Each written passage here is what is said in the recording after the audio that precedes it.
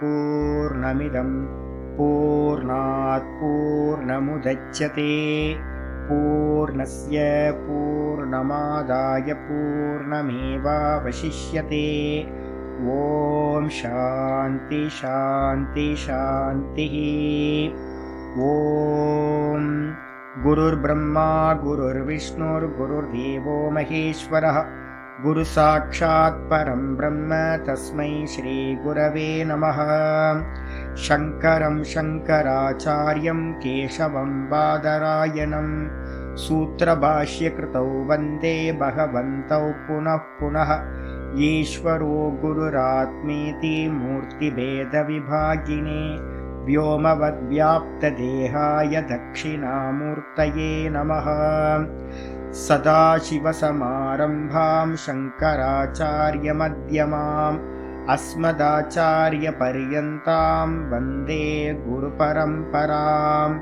ॐ यो ब्रह्माणं विदधाति पूर्वं यो वै वेदांश्च प्रहिणोति तस्मै तं हदेवमात्मबुद्धिप्रकाशं मुमुक्षुर्वै शरणमहं प्रपद्ये। ॐ शान्ति शान्ति शान्तिः। ॐ असतो मा सद्गमय तमसो मा ज्योतिर्गमय मृत्योर्मामृतं गमय। ॐ शान्ति शान्ति शान्तिः।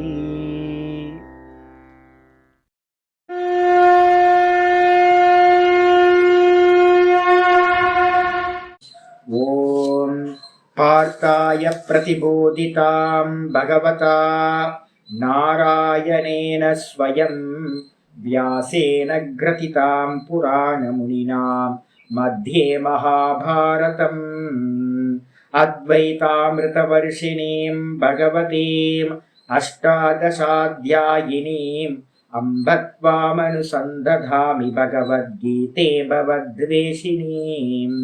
नमोऽस्तु ते व्यासविशालबुद्धे पुल्लारविन्दाय तपत्रनेत्र येन त्वया भारततैलपूर्णः प्रज्वालितो ज्ञानमयप्रदीपः प्रपन्नपारिजाताय स्तोत्रवेत्रैकपाणये ज्ञानमुद्राय कृष्णाय गीतामृतदुहे नमः। सर्वोपनिषदो गावः दोग्धा गोपालनन्दनः पार्थो वत्ससुधीर्भोक्ता दुग्धं गीतामृतं महत्। वसुदेवसुतं देवं कंसचाणूरमर्दनं देवकी परमानन्दं कृष्णं वन्दे जगद्गुरुम्। भीष्मद्रोणतटां जयद्रथजलां गान्धारनीलोत्पलां शल्यग्राहवती कृपेण वहनी कर्णेन वेलाकुलाम् अश्वत्थामविकर्णघोरमखरां दुर्योधनावर्तिनीं सोत्तीर्णा खलु पाण्डवैरननदीं कैवर्तककेशवः पाराशर्यवचः सरोजममलं गीतार्थगन्धोत्कटं नानाख्यानककेसरं हरिकथा सम्बोधनाभूतितम्। लोके सज्जनषट्पदैरहरः पेपीयमानं मुदा भूयाद्भारतपङ्कजं कलिमलं प्रध्वंसिनः श्रेयसे। मूकं करोति वाचालं पङ्गुं लङ्घयते गिरिं यत्कृपातमहं वन्दे परमानन्दमाधवम्। यं ब्रह्मा वरुणेन्द्ररुद्रमरुतः स्तुन्वन्ति दिव्यैस्तवैः वेदैः साङ्गपदक्रमोपनिषदैः गायन्ति यं सामगाः ध्यानावस्थिततद्गतेन मनसा पश्यन्ति यं योगिनः यस्यान्तं न विदुः सुरासुरगणाः। देवाय तस्मै नमः देवाय तस्मै नमः। ॐ श्रीकृष्णाय परमात्मने नमः। श्रीकृष्ण कृष्ण कृष्ण। ஓம் நாராயண பரோ வியக்தாத் அண்டமவ்யக்த சம்பவம் அண்டஸ்யாந்தஸ்தினி லோகாஹ சப்தத்வீபாச்ச மீதினி. ஓம். எல்லாருக்கும் நமஸ்காரம்.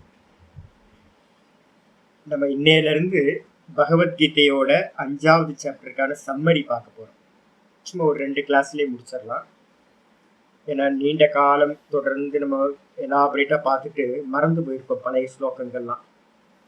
அதனால ஒரு நினைவூட்டலுக்காக திரும்பவும் அதை மெமரியில கொண்டு வரதுக்காக திரும்ப ஒன்ஸ் நம்ம என்ன பண்ணுவோம், ஒரு ஷார்ட்டா பார்ப்போம்.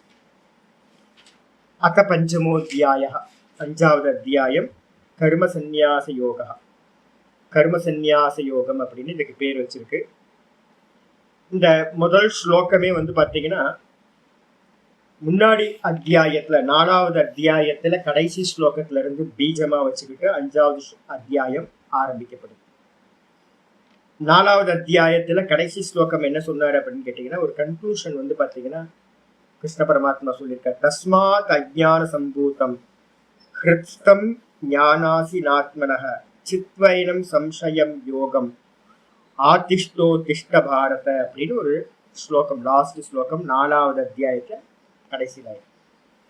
அதுல பாத்தீங்கன்னா என்ன சொல்லியிருக்காரு அப்படின்னா, யோகம் ஆதிஷ்ட உத்திஷ்ட, யோகத்தில் நிற்பதற்காக எழுந்து நில் அப்படின்னு ஒரு கட்டளையை பாத்தீங்கன்னா ஒரு கமாண்ட் ஆச்சாரியார் அர்ஜுனனுக்கு சொல்லியிருக்காரு.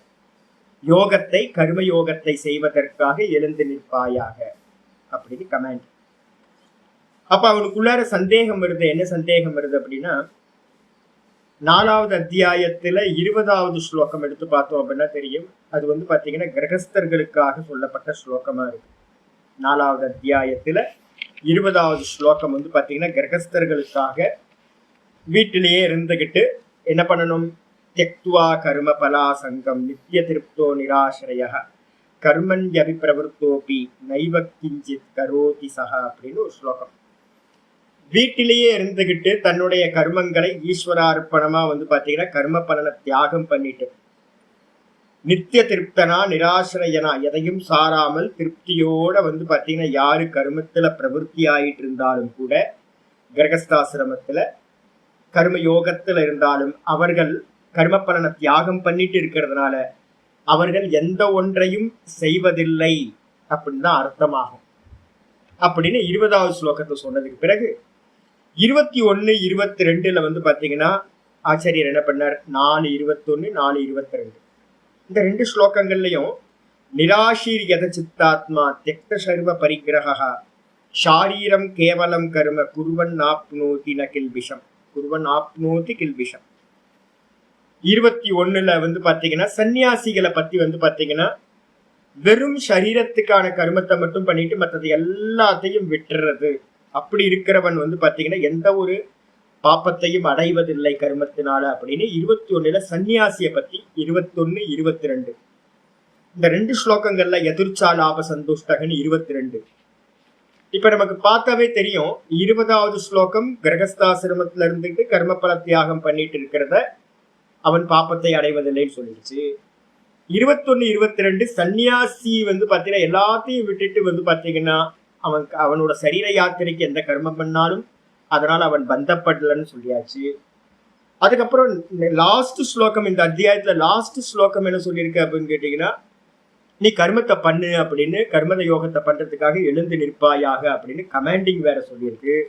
இப்ப அர்ஜுனனுக்கு பாத்தீங்கன்னா என்ன தோணுது மனசுக்குள்ளார அப்படின்னு அந்த ஸ்லோகங்கள் எல்லாம் கேட்டு 4வது அத்தியாயத்தை கேட்டு அவனுக்குள்ளார ஒரு கன்ஃபியூஸ் ஆகுது. நான் என்ன பண்ணணும், இப்போ நான் எல்லாத்தையும் விட்டுட்டு பாத்தீங்கன்னா சன்னியாசம் எடுத்துக்கணுமா இல்ல பாத்தீங்கன்னா கர்மயோகம் பண்ணணுமா அப்படின்னு அவனுக்குள்ளார ஒரு சந்தேகம் வருது.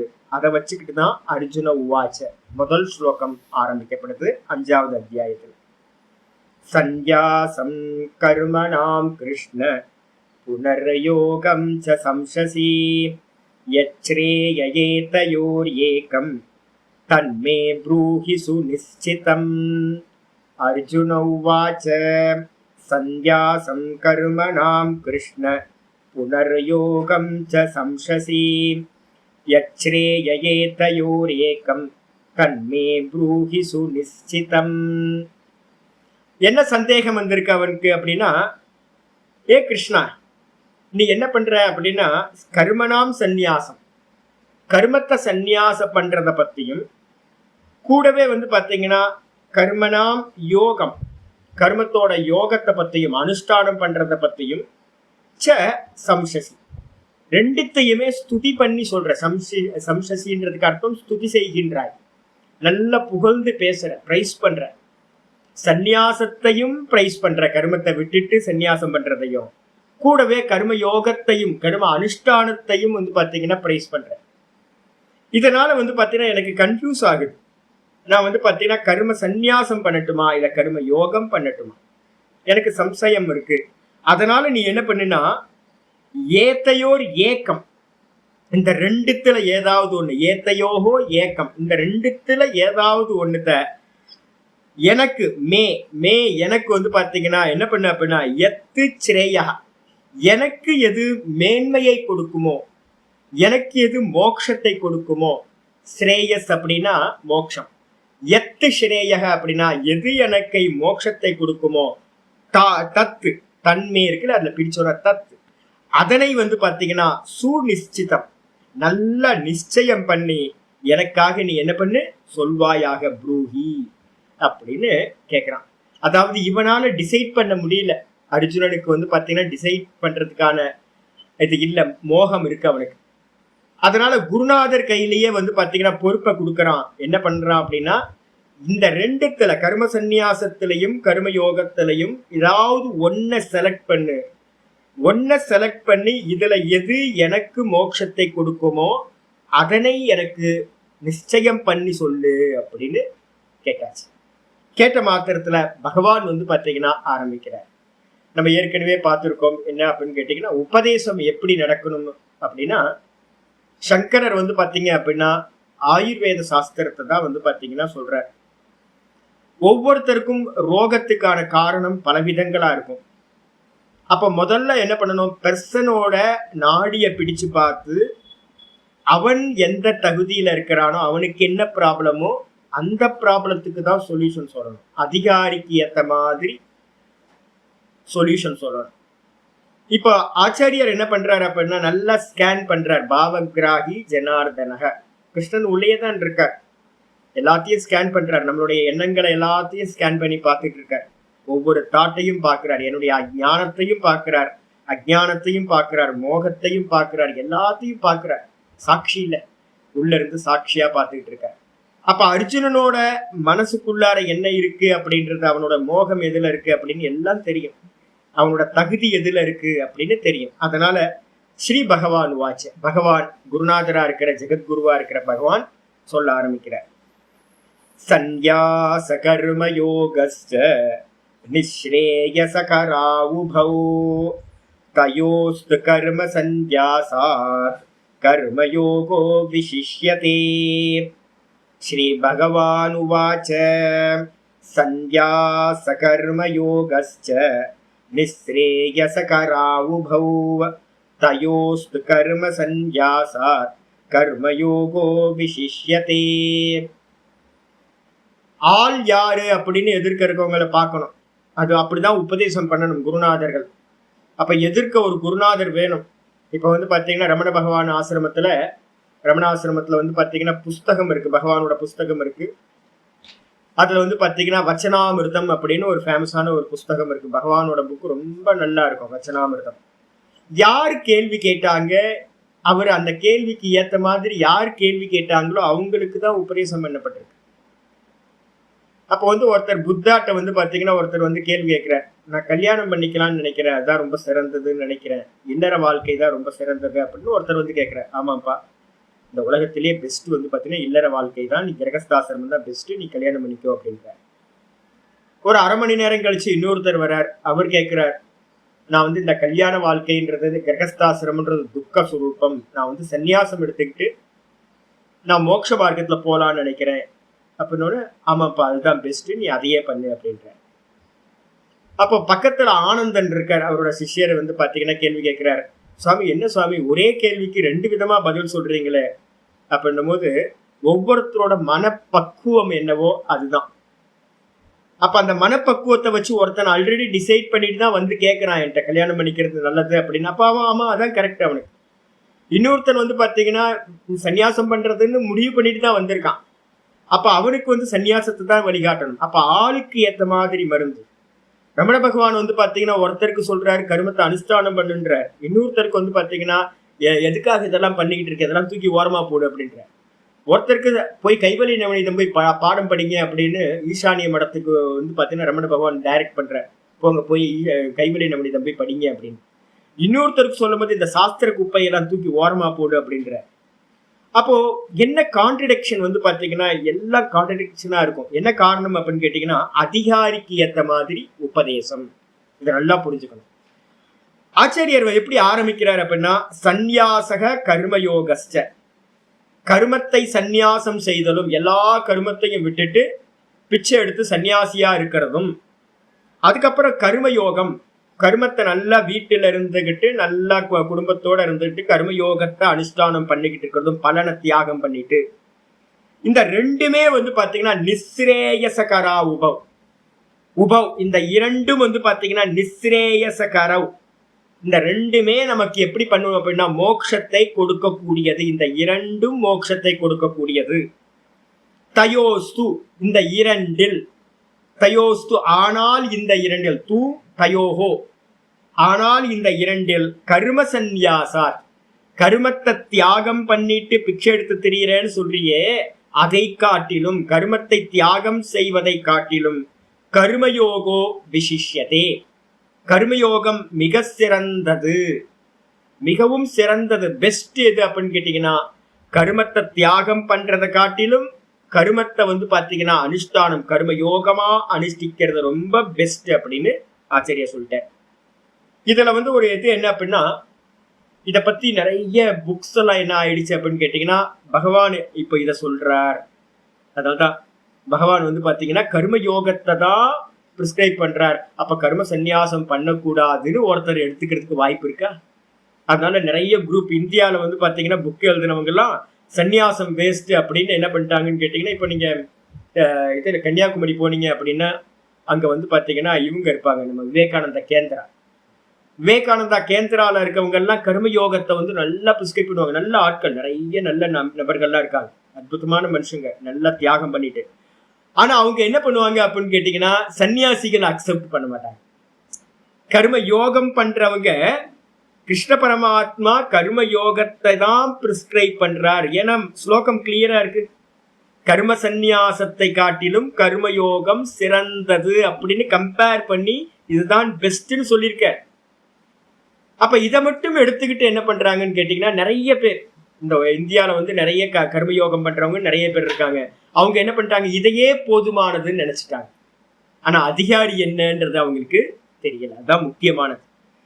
சொன்னதுக்கு பிறகு வந்து பாத்தீங்கன்னா 3வது ஸ்லோகத்துல ஆரம்பிக்கிற எப்படி இருக்கணும் கர்மயோகத்தை பத்தி வந்து பாத்தீங்கன்னா புகழ்ந்து சொல்ல ஆரம்பிக்கிற. கர்மயோகத்தோட ஸ்துதி.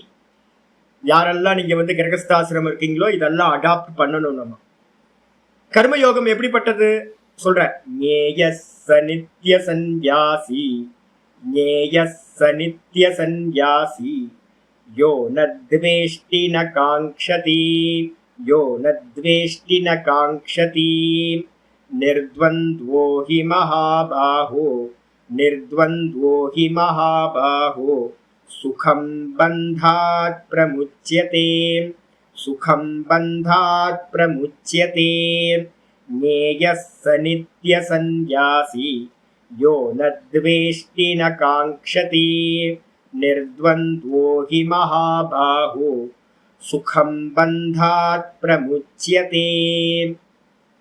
கர்மயோகத்தை வந்து பாத்தீங்கன்னா ரொம்ப பிரிஸ்கிரைப் பண்றார். நான் எல்லாத்துக்கும் சொல்றது இதுதான், பரம்பரையில வந்து பாத்தீங்கன்னா பிரிஸ்கிரைப் பண்றது இதுதான். முதல் ஸ்டெப் என்ன அப்படின்னா அந்த கர்மயோகம் தான் ஃபர்ஸ்ட் ஸ்டெப். என்ன அப்படின்னு கேட்டீங்கன்னா சொல்றார், யோ ந துவேஷ்டி, எவன் வந்து பாத்தீங்கன்னா எந்த ஒன்றையும் வெறுப்பதில்லையோ, ந காங்க்ஷதி, எந்த ஒன்றையும் விரும்புவதில்லையோ, ஆசைப்படுவதில்லையோ. ராகத்வேஷம் சொல்றோம்ல, ராகம் வந்து பாத்தீங்கன்னா வந்து காங்ஷதி அப்படின்னு, துவேஷம் வந்து பாத்தீங்கன்னா துவேஷ்டின்னு சொல்லுவாங்க. எவன் கிரகஸ்தாசிரமத்திலேயே வீட்டுல இருக்கீங்க, வீட்டுல இருந்துகிட்டு உங்களுக்கு என்ன ரோல் கொடுத்துருக்கோ பிராரப்த கர்மா பகவான் கொடுக்கிறார். அப்ப பிராரப்த கர்மா பிறந்ததுல இருந்து இறக்குற வரைக்கும் இருக்கிறதுல எல்லாம் ஆல்ரெடி பிக்ஸ்டு ஆனது. பகவான்கிட்ட இருந்து அது வருது, பகவானோட ஆக்ஞையினால எனக்கு கிடைக்கிறது. அப்ப பகவான்கிட்ட இருந்து வர்றதுனால அது என்னது? பிரசாதம். அப்படின்னு பிரசாத புத்தியோட இந்த ஹோல் பெர்த்தும் பகவான் கொடுக்கறது தான் அப்படின்னு நம்ம என்ன பண்ணணும்? ஃபுல்லா பூரணமா வந்து அக்செப்ட் பண்ணிக்கிட்டு ஒர்க் பண்ணணும். அந்த ஒர்க் பண்ணிக்கிட்டே வந்து பாத்தீங்கன்னா எதையும் ஆசைப்படாம ஒர்க்க டியூட்டிக்காக மட்டும் ஒர்க் பண்றது. அதே நேரத்துல வந்து எதையும் வெறுக்கவும் வேணாம். எது கிடைக்குதோ அது ஈஸ்வர பிரசாதம் அப்படின்னு ஸ்வீகாரம் பண்றது. அப்ப கிடைக்கிறது எல்லாத்தையும் ஈஸ்வர பிரசாதமா ஸ்வீகாரம் பண்றது, வெறுக்காம. எதையும் வந்து பாத்தீங்கன்னா பகவான் என்ன கொடுக்கிறாரோ அது கொடுக்கட்டும் அப்படின்னு எதையும் ஆசைப்படாம இருக்கிறது. அது மாதிரி ஒருத்தன் கிரகஸ்தாசிரமத்துல இருந்துகிட்டு நியூட்ரலா எவன் இருக்கானோ அவனை என்ன பண்ணணும் அப்படின்னு கேட்டீங்கன்னா ச நித்திய சந்நியாசி இது ஞேயா. அவனை நித்திய சந்நியாசி என்று அறிந்து கொள்ள வேண்டும். அப்ப என்ன அர்த்தம்? வீட்டிலேயே ஒருத்தர் வந்து பாத்தீங்கன்னா ட்ரெஸ் போடாம இந்த ரூல் படி நீங்க இருந்தீங்கன்னா வீட்டுக்குள்ளாரையே நீங்க நித்திய சந்நியாசியா இருக்க முடியும். ஆனா என்ன இருக்கணும்? விருப்பு இருக்கக்கூடாது, வெறுப்பு இருக்கக்கூடாது. ராகத்வேஷத்தை விட்டுட்டு சர்வத்தையும் ஈஸ்வரனோட பிரசாத புத்தியோட ஸ்வீகாரம் பண்ற. ஏன் சுவாமி இது பண்ணுனா என்ன கிடைக்கும்? இதனால வந்து பாத்தீங்கன்னா மோட்சம் கிடைக்குமா அப்படின்னு கேட்டீங்கன்னா அற்புதமான ஸ்லோகம் 2வது லைன் சொல்ற. என்னன்னு கேட்டா நிர்த்வந்த்வோஹி, ஹி எடுத்து முன்னாடி போடுங்க. ஏனெனில் ஏ மகாபாகு, ஏ மகாபாகு உயர்ந்த தோளுடையவனே, நிர்த்வந்த்வஹ முக்கியமானது வந்து பாத்தீங்கன்னா இதுதான். துவந்துவங்கள் நம்ம சொல்றோம், இருமைகள், இரட்டைகள், டுவாலிட்டி. எது அப்படின்னு கேட்டீங்கன்னா சுகம் துக்கம், லாபம் நஷ்டம், மானம் அபமானம், இதையெல்லாம் ஜெயா ஜெயம், இது எல்லாம் பசி தாகம், குளிர் வெப்பம், எல்லாம் டுவாலிட்டி. இந்த எல்லா டுவாலிட்டிலையும் வந்து பாத்தீங்கன்னா இருமைகள்லையும் துவந்துவங்கள்லையும் எவன் வந்து பாத்தீங்கன்னா சமநிலையில இருக்கானோ நிர்த்வந்துவகன் பேர், அவனுக்கு பேர். எது வந்தாலும் பகவான் கொடுக்கிறார், பகவான் கொடுக்கிறார், பிரசாதம் பிரசாதம் அப்படின்னு. எது நல்லதோ கெட்டதோ லாபமோ நஷ்டமோ மானமோ அபமானமோ எல்லாத்திலையும் பகவான் கொடுக்கிறார்னு ஒரு சமபுத்தியோட எவன் இருக்கானோ அவனுக்கு பேரு நிர்த்வந்துவகான்னு பேர். அப்படி வீட்டுல இருந்துகிட்டே ஒருத்தன் அப்படி இருக்கிறான் அப்படின்னா அவன் என்னன்னா சுகம் பந்தாத் பிரமுச்சத்தை, ரொம்ப சுகமாக அவனுக்கு வந்து பாத்தீங்கன்னா இந்த மெத்தடை யார் வந்து கிரகஸ்தாசிரமத்துல இருந்து ஃபாலோ பண்றீங்களோ அவங்க வந்து பாத்தீங்கன்னா ஃபியூச்சர்ல வந்து பாத்தீங்க அப்படின்னா ஆத்ம தியானத்தினாலையும் நல்ல முறையில வந்து பாத்தீங்கன்னா ஈஸியா நம்ம என்ன பண்ணலாம்னா அந்த பந்தத்திலிருந்து விடுதலை அடைய முடியும். அப்ப முக்கியமான ரூல் என்ன அப்படின்னு கேட்டீங்கன்னா துவந்துவங்கள்ல சமநிலையில இருக்கிறவன் தான் சுகம்ன்றதுக்கு அர்த்தம் ரொம்ப ஈஸியா, ரொம்ப எளிமையா, ரொம்ப சுகமா வந்து பாத்தீங்கன்னா பந்தாத்து பிரமுச்சதை, இந்த சம்சார பந்தத்திலிருந்து அவன் என்ன ஆகிறான்? விடுதலை அடைகின்றான். அப்ப என்ன அர்த்தம்னு கேட்டீங்கன்னா நம்ம பிராப்தி பண்ண வேண்டியது ரொம்ப முக்கியமானது. முதல்ல கர்மயோகத்துல உண்டாகக்கூடிய சமத்துவ புத்தியை தான் பிராப்தி பண்ணணும். சமத்துவத்துல இருந்தீங்க அப்படின்னா, நான் வீட்டுல இருந்துகிட்டு வந்து பாத்தீங்கன்னா நான் குட்டியால தனியா சன்னியாச ஆசிரமத்துல இருக்கேன். இப்ப நான் எப்படி இருக்கிறேனோ அதே மாதிரி வீட்டிலையும் நீங்க என்ன பண்ண முடியும்? ஒரு சன்னியாசியா இருக்க முடியும், துவந்துவங்களை சகிச்சுக்கிட்டு. ஆச்சரியா சொல்லிட்டேன். அப்ப வீட்டில இருந்துகிட்டே எவன் எதையும் வெறுப்பதில்லையோ எதையும் ஆசைப்படுவதில்லையோ அவனை நித்தியமாக சந்நியாசி என்று அறிந்து கொள்ள வேண்டும். எவன் துவந்துவங்களை இருமைகளை கடந்தவனோ அவன் எளிதாக அந்த சம்சார பந்தத்திலிருந்து விடுபடுகிறான். ஸ்துதி பண்ணியாச்சு. ஏன் ஸ்துதி பண்றோம் அப்படின்னு கேட்டீங்கன்னா நம்ம ஏற்கனவே ஒரு நியமம் வந்து பாத்தீங்கன்னா இருக்கு. சாஸ்திரத்துல வந்து பாத்தீங்கன்னா வந்து பாத்தீங்கன்னா எது ஸ்துதி செய்யப்படுகிறதோ தது உபாதேயம், எத் ஸ்துத்தியம் தது உபாதேயம் ஒரு நியமம் வச்சிருக்கு. எது ஸ்துதி செய்யப்படுகிறதோ பெரியவங்கள்னால அதை நம்ம என்ன பண்ணணும்? கிரகணம் பண்ணணும். எது வந்து பாத்தீங்கன்னா நிந்தனீயம், எது சாஸ்திரத்துல நிந்தனம் செய்யப்பட்டிருக்கோ யோக்கியமா இருக்கோ அது நிந்தித்தம். எது நிந்தித்தம் தத்து வந்து பாத்தீங்கன்னா தியாஜ்யம். எதை நிந்தனை பண்ணிருக்கோ அதை நம்ம தியாகம் பண்ணணும். அப்ப இந்த இடத்துல துவந்துவங்களை வந்து பாத்தீங்கன்னா சகிக்கிறது வந்து பாத்தீங்கன்னா பிரிஸ்கிரைப் பண்ணப்பட்டிருக்கு, ஸ்துதி செய்யப்பட்டிருக்கு. அதை நம்ம அடாப்ட் பண்ணணும். அதுக்கு ஆப்போசிட் என்னது? லாப நஷ்டத்துக்கும் மான அபமானத்துக்கும் அந்த துவந்துவத்துக்கெல்லாம் ரியாக்ட் பண்றோம்னு வச்சுங்களேன், அது வந்து பாத்தீங்கன்னா பிரிஸ்கிரைப் பண்ணல, அதை நம்ம தியாகம் பண்ணணும் அப்படின்னு அர்த்தம் எடுக்கணும். இதுக்கப்புறம் 4வது ஸ்லோகம் திரும்ப சொல்ற. சாங்கிய யோகோ ப்ருதக் பாலாஹ பிரவதந்தி ந பண்டிதாஹ ஏகமப்யாஸ்திதஸ் சம்யக் ஏகமப்யாஸ்திதஸ் சம்யக் உபயோர்விந்ததே பலம் உபயோர்விந்ததே பலம். சாங்கிய யோகோ ப்ருதக் பாலாஹ பிரவதந்தி ந பண்டிதாஹ ஏகமப்யாஸ்திதஸ் சம்யக் உபயோர்விந்ததே பலம். சாங்கிய யோகம் ஆச்சாரியர் டெர்மினாலஜி மாத்திட்டார். சந்நியாசத்துக்கு பதிலா சாங்கியம்னு போட்ட. சந்நியாசம் அப்படின்னாலும் சாங்கியம் அப்படின்னாலும் ரெண்டு ஒண்ணு. அப்ப சாங்கியம்ன்றதுக்கு அர்த்தம் ஆத்ம ஞானம் சொல்றோம். ஆத்ம ஞானம் உடையவன் எல்லாமே என்ன பண்ணிருப்பான்? சந்நியாசம் பண்ணிருப்பான்னு அர்த்தம். அதனால சாங்கியம்ன்ற இடத்த வந்து பாத்தீங்கன்னா என்ன பண்ற, ரீப்ளேஸ் பண்ணிருக்காரு. சந்நியாசத்துக்கு பதிலா சாங்கியம். சாங்கியம் சொல்லக்கூடிய சந்நியாசமும் யோகம் கர்மத்தை செய்யக்கூடிய யோகமும் கர்மயோகமும் இந்த இரண்டும் பிருத்தக். பிருத்தக் அப்படின்னா வேறானது, தனித்தனியானது, இது வேற அது வேற அப்படின்னு பாலாகா பிரவதந்தி. பாலர்கள் அப்படின்னா நல்ல புத்தி இல்லாதவங்க, விவேகம் இல்லாதவர்கள் இந்த உலகத்துல நிறைய பேர் இருக்காங்க. அவங்க தான் வந்து பாத்தீங்கன்னா இந்த ரெண்டுத்தையும் வேற வேறன்னு சொல்லுகிறார்கள். ந பண்டிதாக பிரவதந்தி, பண்டிதர்கள் அவ்வாறு சொல்வதில்லை, ஆத்ம ஞானிகள் அவ்வாறு சொல்வதில்லை. என்ன சொல்றாங்க ஆத்ம ஞானிகள் அப்படின்னு கேட்டா ரெண்டும் ஒண்ணுதான் சொல்றாங்க. கர்மயோகமும் கர்ம சந்நியாசம்னு சொல்லக்கூடிய சாங்கியமும் ரெண்டும் வேற வேற இல்ல, ரெண்டும் ஒன்றுதான். எப்படி அப்படின்னு ஆச்சாரி சொல்றாரு. ஏகமபி ஆஸ்திதக சம்யக்கு. எவன் ஒருத்தன் வந்து பாத்தீங்கன்னா இந்த ரெண்டுத்துல ஏதாவது ஒன்றில் நல்லா எஸ்டாப்ளிஷ் ஆனாலும், ஆஸ்திதகனா பூர்ண ரூபமா எவன் வந்து பாத்தீங்கன்னா இதுல ஏதாவது ஒன்னுத்துல எஸ்டாப்ளிஷ் ஆனாலும், உபயோர் விந்ததே பலம், இந்த ரெண்டுத்தோட பலனையும் அவன் அடைகின்றான் அப்படின்னு வந்து பாத்தீங்கன்னா ரொம்ப அற்புதம். அப்ப யாரையாவது நம்ம வந்து கிரிட்டிசைஸ் பண்ணுவோமா அப்படின்னு கேட்டீங்கன்னா பண்ண மாட்டோம். விவேகானந்தா கேந்திரால வந்து கன்னியாகுமரியில இருக்காங்களே, அவங்க தப்பு பண்றாங்க அப்ப நம்ம சொல்லுவோமா? நான் சொல்ல மாட்டோம்.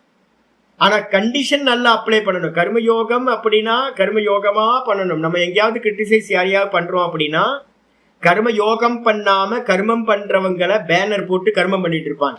கர்ம யோகம் நடக்காது, அவங்கள தான் கிரிட்டிசைஸ் பண்றோம். நீங்க கர்ம இதுல விவேகானந்தா கேந்திரால பாத்தீங்கன்னா அவ்வளோ தியாகிகள் இருக்காங்க. எனக்கு தெரிஞ்சு நிறைய பேர் இருக்காங்க. இப்பெல்லாம் கனெக்ஷன் இல்லை. அதே மாதிரி RSSல வந்து பாத்தீங்க அப்படின்னா அவ்வளோ நபர்கள் நல்ல கர்மா பண்றவங்க, தன்னை விட்டுட்டு வந்து பாத்தீங்கன்னா பண்ணவங்க ஏகப்பட்ட பேர் இருக்காங்க. அப்ப நிறைய பேர் தேசத்துக்காக கர்மயோகம் பண்றவங்க நிறைய இருந்திருக்காங்க, இருந்துகிட்டே இருக்காங்க. நமக்கு தெரியவே தெரியாது வெளியில. அவங்கள வந்து நம்ம எப்பவுமே கிரிட்டிசைஸ் பண்ண மாட்டோம். ஏன் அப்படின்னா இங்க கிளியரா சொல்ற, கர்ம யோகத்துல எஸ்டாப்ளிஷ் ஆனாலோ அல்லது இந்த சந்நியாசம்னு சொல்லக்கூடியதுல வந்து நல்ல நிஷ்டையோட ஊர் ஃபுல்லா நிறைய பேர் இருக்காங்க நல்லவங்க, நல்ல எல்லாத்தையும் தியாகம் பண்ணிட்டு ஆத்ம ஞானத்திலேயே நிக்கிறவங்க இருக்காங்க. இந்த ரெண்டுத்துல எதுல நின்னாலும் வந்து பாத்தீங்க அப்படின்னா பலன் வந்து பாத்தீங்கன்னா மோட்ச பலனை அவர்கள் அடைகிறார்கள் அப்படின்னு. இதுவும் வந்து கேட்கறதுக்கு வந்து ஒரு மோகத்தை உண்டு பண்ணும். இதுக்காக தான் நம்ம என்ன பண்றோம் அப்படின்னா அந்த ஸ்டெப்ஸ் வந்து பாத்தீங்க அப்படின்னா கிளியரா புரிஞ்சுக்கணும். கர்மம், கர்மயோகம், ஞானம், ஞான நிஷ்டா, சுருக்கமா இந்த 4 தான் நம்ம ஸ்டெப்ஸ் சொல்றோம். அப்போ இது வந்து பாத்தீங்கன்னா ஒரு ஸ்டேர் கேஸ் மாதிரி. அப்ப முதல் ஸ்டெப் வந்து கர்மத்தை பண்ணிட்டு இருக்கவன் கர்ம யோகத்தை பண்ணணும். அதுக்கப்புறம் கர்மயோகத்தினால சித்த சுத்தி உண்டாயிருக்குன்னு வச்சுங்க, நிர்துவந்துவத்தை அடைஞ்சிட்டான்னு வச்சுங்க, துவந்துவங்களை தாண்டிட்டான்னு வச்சுங்க. அப்ப அவனுக்கு என்ன ஆகும்? மனசு சமநிலைக்கு வந்துடும். அவன் வந்து பாத்தீங்கன்னா குருநாதர்கிட்ட போய் சாஸ்திர ஞானத்தை அடைஞ்சு அதுக்கப்புறம் ஈஸியா ஞான நிஷ்டைக்கு போயிடலாம். அப்ப கர்மம், கர்மயோகம், ஞானம், ஞான நிஷ்டை அப்படின்றது ஒரு ஸ்டேர் கேஸ்ல இருக்கிற 4 ஸ்டெப்ஸ் தான் இது. இத ஒன்னு தனியா இன்னொன்னு தனியா வந்து பாத்தீங்கன்னா பண்ணவே வேணாம். எவனாவது கர்மயோகம் பண்றான் அப்படின்னா அதுக்கு தாற்பயம் எதுக்கு அப்படின்னா, நம்மளுடைய வேதத்திலையும் சனாதன தர்மத்திலையும் கர்மயோகம் எங்க வருது அப்படின்னா, இந்த சம்சாரத்துல இருந்து விடுபடுறதுக்கான முதல் ஸ்டெப் தான் கர்மயோகம். அதே நேரத்துல வந்து பாத்தீங்கன்னா சந்நியாசம் எதுக்காக பண்றான் அப்படின்னு கேட்டீங்கன்னா, ஒருத்தன் சந்நியாசம் பண்ணிக்கிறதும் எதுக்கு அப்படின்னா கர்ம சந்நியாசம், அதுவும் மோட்சத்துக்காக. ஒண்ணு முதல் ஸ்டெப்பு, இன்னொன்னு வந்து பாத்தீங்கன்னா 4வது ஸ்டெப். இவ்வளவுதான் வித்தியாசம். எல்லாத்தையும் விட்டுட்டு ஞான நிஷ்டை அடையறதுக்காக வந்து பாத்தீங்கன்னா கர்ம தியாகம் பண்றான். இவன் வந்து சித்த சுத்திக்காக கர்ம பலன தியாகம் பண்றான். அப்ப கர்மயோகிட்டியம் தியாகம் இருக்கு, கர்ம பல தியாகம். சன்னியாசிட்ட வந்து பாத்தீங்கன்னா கர்மத்தையே தியாகம் பண்றான் சன்னியாசி. அப்ப ரெண்டுத்திலும் தியாகம் ஈக்குவலா இருக்கா? ஆமா, ஈக்குவலா இருக்கு. அப்ப கர்மயோகத்தினால கர்ம பல தியாகம் பண்ணிட்டு சாஸ்திர அத்தியனம் பண்ணிட்டு மெதுவா வேதாந்த விசாரத்துல சிரவணம் மனனம் பண்ணி நான் கர்த்தா இல்லை போக்தா இல்லை அப்படின்னு கர்மத்தையே தியாகம் பண்றதுக்கு பாருங்க.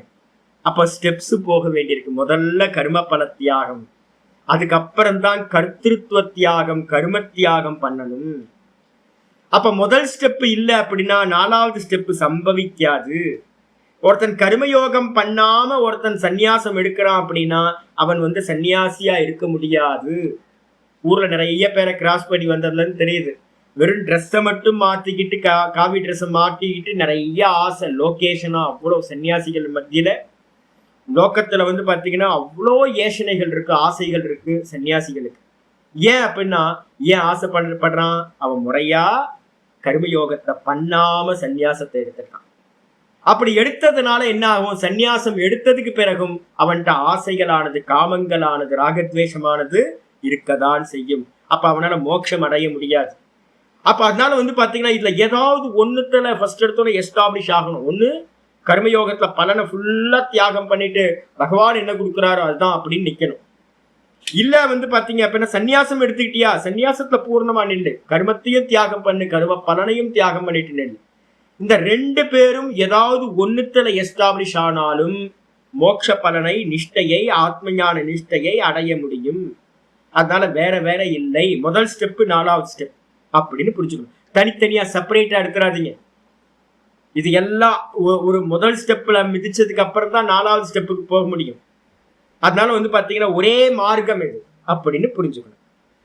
ஆச்சாரியர் சொல்றாரு 5வது ஸ்லோகத்துல, யத் சாங்க்யை ப்ராப்யதே ஸ்தானம் தத்யோகைரபி கம்யதே ஏகம் சாங்க்யம் ச யோகம் ச யஹ பஷ்யதி ச பஷ்யதி. யத் சாங்க்யை ப்ராப்யதே ஸ்தானம் தத்யோகைரபி கம்யதே ஏகம் சாங்க்யம் ச யோகம் ச யஹ பஷ்யதி ச பஷ்யதி. இப்ப நான் சொன்னதை வந்து நல்லா புரிஞ்சுக்கணும். கர்மயோகம், கர்மயோகத்தினால சமத்துவம், கர்மயோகம் பண்ணணும், அதனால சமத்துவத்தை அடையணும், மன சமநிலையை அடையணும். அதுக்கப்புறம் கர்மத்தை தியாகம் பண்ணிட்டு சிரவணம் மனனம் நிதித்தியாசனம் போகணும். இது எல்லாம் ஒரே ஸ்டெப்ஸ். அதனால யாராவது ஒருத்தர், இப்ப நான் யாரையாவது கிரிட்டிசைஸ் பண்றேன் கர்மயோகத்துல அப்படின்னா, கர்மயோகமே போதும் அப்படின்னு நிறைய பேர் என்ன ஆயிட்டாங்க, முதல் ஸ்டெப்ல நின்ட்டாங்க. சில பேர் என்ன பண்ணிட்டாங்க, சன்னியாசிகள்ல நிறைய பேர் கர்மயோகமே இல்லாம சன்னியாசம் தான் உயர்ந்தது அப்படின்னு ஒரு பிச்சு கூட யாருக்கும் கொடுக்க மாட்டாங்க. ரொம்ப லோபிகள் ஆயிட்டாங்க நிறைய சன்னியாசிகள். அப்ப என்ன அர்த்தம் கேட்டீங்கன்னா, சன்னியாசிகளையும் நான் கிரிட்டிசைஸ் பண்ணுவோம், கர்மயோகம் போதும் அப்படின்னு சொல்றவங்களும் கிரிட்டிசைஸ் பண்ணுவோம். ஏன் அப்படின்னு கேட்டீங்கன்னா, ஏப்பா இது எல்லாம் பூரணமான ஒரு ஸ்டெப்ஸுப்பா. முதல் ஸ்டெப் போய் அடுத்தடுத்த ஸ்டெப்புக்கு போய் வந்து உச்சமா இருக்கிற மோட்சத்தை அடையணும். அதனால வந்து பாத்தீங்கன்னா ஒரு இடத்துல நின்றாதீங்க. ஒன்னுத்துல கர்மயோகத்துல இருக்கிற ஈல்டு சமத்துவத்தை எடுத்துக்கிட்டு நீங்க சந்நியாசம் பண்ணாதான் சந்நியாசத்துல சக்சஸ் ஆக முடியும். நிறைய பேர் அதை பண்ணாம விட்டுடுறாங்க. அப்ப கிரிட்டிசைஸ் பண்ண வேண்டியிருக்கு. ஆனா ஆச்சாரியர் சொல்றார், எத்து சாங்கியை பிராப்யதே ஸ்தானம், எந்த ஆத்ம ஞானிகளால் சந்நியாசம் பண்ணிட்டு, சாங்கியன சந்நியாசத்தை எடுத்துக்கணும், ஆத்ம ஞானத்தை அடைஞ்சு இது எல்லாம் பொய்யானதுன்னு தெரிஞ்சு ஒருத்தர் சந்நியாசம் பண்ணிட்டு ஞான நிஷ்டையை வந்து பாத்தீங்கன்னா எந்த சாங்கியர்களால் அடையப்படுகிறதோ, யத் சாங்கியை பிராப்யதே ஸ்தானம், எந்த சாங்கியர்கள்னு சொல்லக்கூடிய கர்ம தியாகிகளால் ஆத்ம ஞானத்தை அடைஞ்சு கர்மத்தை தியாகம் பண்ணிட்டு நிஷ்டை அடையப்படுகிறதோ, ஸ்தானம்னு இது மோட்சம், ஆத்ம ஞான நிஷ்டை. சாங்கியர்களால் எந்த நிஷ்டை அடையப்படுகிறதோ தது யோகைரபி கம்யதே, அது வந்து பாத்தீங்கன்னா யோகிகளாலும் அடையப்படுகிறது. ஏன் அப்படின்னா கர்மத்தை யோகமா பண்ணிக்கிட்டே இருக்கிறவனுக்கு என்ன கிடைச்சிரும்? சமத்துவம் கிடைச்சிரும். பகவான் என்ன பண்ணுவார்? முன்னாடி கொண்டு வந்து ஒரு குருநாதரை கொண்டு வந்து கொடுத்துருவார், சாஸ்திரம் படி அப்படின்னு. கர்மத்தை விட்டவன் என்ன பண்ணுவான்? மெதுவா ஞானத்து பக்கம் வருவான். ஞானத்துல வந்து ஈஸியா அனாயாசமா சமத்துவ புத்தி இருக்கிறதுனால அனாயாசமா வந்து படிச்ச மாத்திரத்துல அவனுக்கு வந்து ஞான நிஷ்டையை பிராப்தி பண்றது ரொம்ப ஈஸியா போயிடும். அதனால வந்து பாத்தீங்கன்னா யோகிகளும் கூட அந்த ஞான நிஷ்டைன்னு சொல்லக்கூடிய மோட்சத்தையே அடைகிறார்கள். தெளிவா சொல்லியாச்சு. சாங்கியர்களால் எந்த ஸ்தானம் மோட்சஸ்தானம் அடையப்படுகிறதோ அதை யோகிகளும் கூட அடைகிறார்கள். ஆனா என்னது, முன்னாடி ஒரு 2 ஸ்டெப்ஸ் போகணும். யோகிகள் சிரவணம் போவான், மனனம் போவான். இவன் வந்து பாத்தீங்கன்னா கர்ம சந்நியாசம் பண்ணிட்டு நிதித்தியாசனத்துக்கு போவான், நிஷ்டை அடைஞ்சிடும். ஆனாலும் அவன் என்ன பண்ணிருக்கணும்? முன்னாடி ஸ்டெப்ஸ் நடந்துதான் வந்திருக்கணும், கிராஸ் பண்ணி தான் வந்திருக்கணும். ஒருத்தர் 4வது ஸ்டெப்ல நிக்கிறார் அப்படின்னா 3 ஸ்டெப்பை கடந்து தானே வந்திருக்கணும் 4வது ஸ்டெப்புக்கு. ரமண பகவான் வந்து எல்லாத்தையும் விட்டுட்டு வந்து உட்கார்ந்தார். நம்மளால உட்கார முடியலையே. ஒரு க்ஷணம் 16 வயசு பையனுக்கு வந்து பாத்தீங்க அப்படின்னா எல்லாத்தையும் தியாகம் பண்ணிட்டு எந்த யோசிப்பும் இல்லாம உட்காரணும்னா என்ன அப்படின்னா, பிரம்மசூத்திரத்துல வந்து பாத்தீங்கன்னா ஆச்சாரியார் சங்கர பாஷ்யத்திலையும் வியாசரும் என்ன பண்றாங்க அப்படின்னு கேட்டீங்கன்னா, ஆச்சாரியர் சொல்றார், வாமதேவருக்கு வந்து பாத்தீங்கன்னா வயிற்றுல இருக்கும் போதே ஞானம், அம்மாவோட கர்ப்பத்துல இருக்கும் போதே வாமதேவருக்கு வந்து பூரண ஞானம் உண்டாச்சு அப்படின்னு. சுகமுனிவருக்கு வந்து பாத்தீங்கன்னா 6 வயசுல ரொம்ப ஸ்பஷ்டமான ஞானம் ஒருத்தருக்கு உண்டாச்சு. ரமண பகவானுக்கு எடுத்துக்கிட்டீங்கன்னா 16 வயசுல வந்து பாத்தீங்கன்னா எந்த டவுட்டும் இல்லாத ஒரு ஞானம் உண்டாச்சு. எப்படி சுவாமி இதெல்லாம் உண்டாயிருக்கு அப்படின்னும் போது இதுல வந்து பிரம்மசூத்திர பாஷ்யத்துல சொல்றார், ஒரு காரியம் நடக்குது அப்படின்னா அதுக்கு பின்னாடி இருக்கிற காரணத்தை நம்ம அனுமானம் பண்ணணும். ஒருத்தருக்கு அம்மாவோட கர்ப்பத்துல இருக்கும் போதே ஞானம் உண்டாகுது அப்படின்னா ஏற்கனவே அவர் முந்தின ஜென்மத்துல பண்ண வேண்டிய கர்மத்தை எல்லாம் பண்ணியிருக்கணும். அப்ப ரமண பகவானா இருக்கட்டும், சுகமுனிவரா இருக்கட்டும், சதாசிவ பிரம்மேந்திரா இருக்கட்டும், அவங்கெல்லாம் கர்மயோகம் பண்ணலையே அப்படின்னு எடுக்காதீங்க, முந்தின ஜென்மத்துல அதை பண்ணிட்டு வந்திருக்கணும் அப்படின்னு நம்ம வந்து பாத்தீங்கன்னா அர்த்தம் எடுக்கணும்னு பிரம்மசூத்திர பாஷ்யத்துல சங்கரர் சொல்றாரு. அதே மாதிரி ஒருத்தர் ஞான நிஷ்டையில சந்நியாசம் பண்ணிட்டு டைரக்டா ஞான நிஷ்டைக்கு போறாரு அப்படின்னா அவர் முந்தின ஜென்மங்கள்ல என்ன பண்ணிருக்கணும்? கர்மயோகத்தை அனுஷ்டானம் பண்ணிருக்கணும். பேக்கேஜ் என்னது? கர்மயோகம், அதுக்கப்புறம் சமத்துவம், அதுக்கப்புறம் சிரவண மனனம், அதுக்கப்புறம் நிதித்தியாசனம், அதுல இருந்து ஞான நிஷ்டை. ஒருத்தர் நிதித்தியாசனத்துல ஆரம்பிக்கிறாரு அப்படின்னா அதுக்கு முன்னாடி இருக்கிற 5 ஸ்டெப்பையும் அவர் இந்த ஜென்மத்திலேயோ இல்ல முந்தின ஜென்மங்கள்லயோ கடந்து வந்திருக்கணும். அப்ப டைரக்டாலாம் வந்து பாத்தீங்கன்னா ஒருத்தர் சர்வத்தையும் தியாகம் பண்ணிட்டு ஞான நிஷ்டைக்காக உட்கார முடியாது அப்படின்னு புரிஞ்சுக்கணும். அதனால வந்து பாத்தீங்கன்னா ஏக்கம் சாங்கியம் ச யோகம் ச, ஏக்கம்ன்றதுக்கு அர்த்தம் சாங்கியமும் யோகமும் ஒரே மோட்ச மார்க்கத்துல இருக்கிற ஸ்டெப்ஸ் தான். அதனால வந்து பாத்தீங்கன்னா சாங்கியமும் யோகமும் ரெண்டும் ஒன்றுதான். கர்மயோகமும் சாங்கியம்னு சொல்லக்கூடிய ஆத்ம ஞானம் சந்நியாசம் இந்த ரெண்டும் வந்து பாத்தீங்கன்னா ஒண்ணுதான் அப்படின்னு எவன் பார்க்கிறானோ, யக பஷ்யதி, எவன் இந்த விதமா தெளிவா பார்க்கிறானோ ச பஷ்யதி, அவனே பார்க்கிறான், அவன் தான் தெளிவாக பார்க்கிறான். அப்ப நம்ம என்ன பண்ணணும்னு கேட்டீங்கன்னா மோட்ச மார்க்கத்துல இருக்கிற ஸ்டெப்ஸ் ஒண்ணுதான், ஒரே மார்க்கம். ஸ்டேர் கேஸ் வந்து வேற வேறன்னு சொல்லுவீங்களா, ஒண்ணுதான் சொல்லுவீங்களா? ஸ்டேர் கேஸ் ஒரே வார்த்தையா தானே சொல்றோம். மாடிப்படி, படியில முதல் படி, 2வது படி, 3வது படி இருக்கலாம். ஆனா வந்து பாத்தீங்கன்னா மாடிப்படிகள் தானே நம்ம சொல்றோம், மாடிப்படி. அப்ப அதே மாதிரிதான் ஏணின்னு சொல்றோம். ஏணியில வந்து பாத்தீங்கன்னா 8-10 ஸ்டெப்ஸ் இருக்கு. ஆனா ஏணி அப்படின்னு நம்ம சொல்றோம், லேடர்னு சொல்றோம். ஒரே ஸ்டெப்பா தானே சொல்றோம், ஒண்ணுதானே சொல்றோம். அப்ப எங்க பிரிச்சோம் நம்ம அங்க? அப்ப அதனால கர்மயோகம்ன்றது முதல் ஸ்டெப்பு, கர்ம சந்நியாசம்ன்றது நிஷ்டை அடையிறதுக்கு கடைசி ஸ்டெப்பு. இந்த ரெண்டும் வந்து பாத்தீங்கன்னா இந்த ஸ்டேர் கேஸ்ல இருக்கிறது. ஆகவே ரெண்டும் ஒண்ணு அப்படின்னு எவன் புரிஞ்சுக்கிறானோ அவனே வந்து பாத்தீங்கன்னா பார்க்கின்றான், சரியா பார்க்கிறான். இது அப்புறம் 6வது ஸ்லோகம் சொல்ற, சந்நியாசஸ்து மகாபாகோ துக்கமாப்தும யோகதஹ யோகயுக்தோ முனிர் பிரம்ம நச்சிரேனாதிகச்சதி. சந்நியாசஸ்து மகாபாகோ துக்கமாப்தும யோகதஹ யோகயுக்தோ முனிர் பிரம்ம நச்சிரேனாதிகச்சதி. அற்புதமான ஸ்லோகம். சந்நியாசஸ்து மகாபாகோ, ஏ மகாபாகோ, ஏ அர்ஜுனா, சந்நியாசம் வந்து பாத்தீங்கன்னா எப்படிப்பட்டது அப்படின்னா, அயோகத்தக துக்கமாப்தும், யோகம் இல்லாம ஒருத்தன் கர்மயோகம் பண்ணாம ஒருத்தன் சமநிலையை அடையாம சந்நியாசம் பண்றான் அப்படின்னா, நான் ஊர் ஃபுல்லா பார்த்திருக்கேன். நான் வந்து பாத்தீங்க அப்படின்னா ஒரு 25 வருஷத்துக்கு முன்னாடி சன்னியாசம் எடுக்கும்போது செவுத்துக்கு வந்து பாத்தீங்கன்னா காவி அடிச்சிருந்தா கூட டொம்பு டொம்புன்னு உளுந்து உளுந்து கும்பிட்டு இருந்தேன். எங்கெல்லாம் காவி பார்த்தாவே உளுந்துருவேன், நமஸ்காரம் பண்ணிடுவேன். அவ்வளவு நமஸ்காரம் பண்ணியிருக்கேன், ஆயிரக்கணக்கான நமஸ்காரங்கள் பண்ணியிருக்கேன். ஏன் அப்படின்னு கேட்டீங்கன்னா, நான் வந்து புக்கில் படிச்சதெல்லாம் என்னன்னு கேட்டீங்கன்னா, சன்னியாசினாவே என்ன அர்த்தம்? ஆசையை விட்டவன் சன்னியாசி. சிம்பிள். சன்னியாசினா என்ன? இப்போ உங்களுக்கும் அப்படித்தானே இருக்கும். நிறைய பேர் என்கிட்ட பேசும்போது சொல்றேன், சன்னியாசிக்கு ஆசை இருக்குமா சாமி அப்படின்னு கேட்குறாங்க.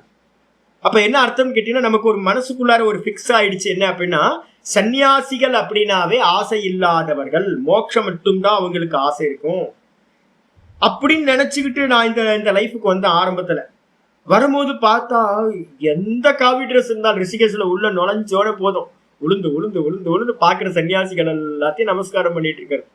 அதுக்கப்புறம் தான் மெதுவா தெரிய ஆரம்பிச்சது என்னன்னு கேட்டீங்கன்னா, இவங்க எல்லாருமே வந்து பாத்தீங்கன்னா வானத்துல இருந்து எவனும் வர்றது இல்லை.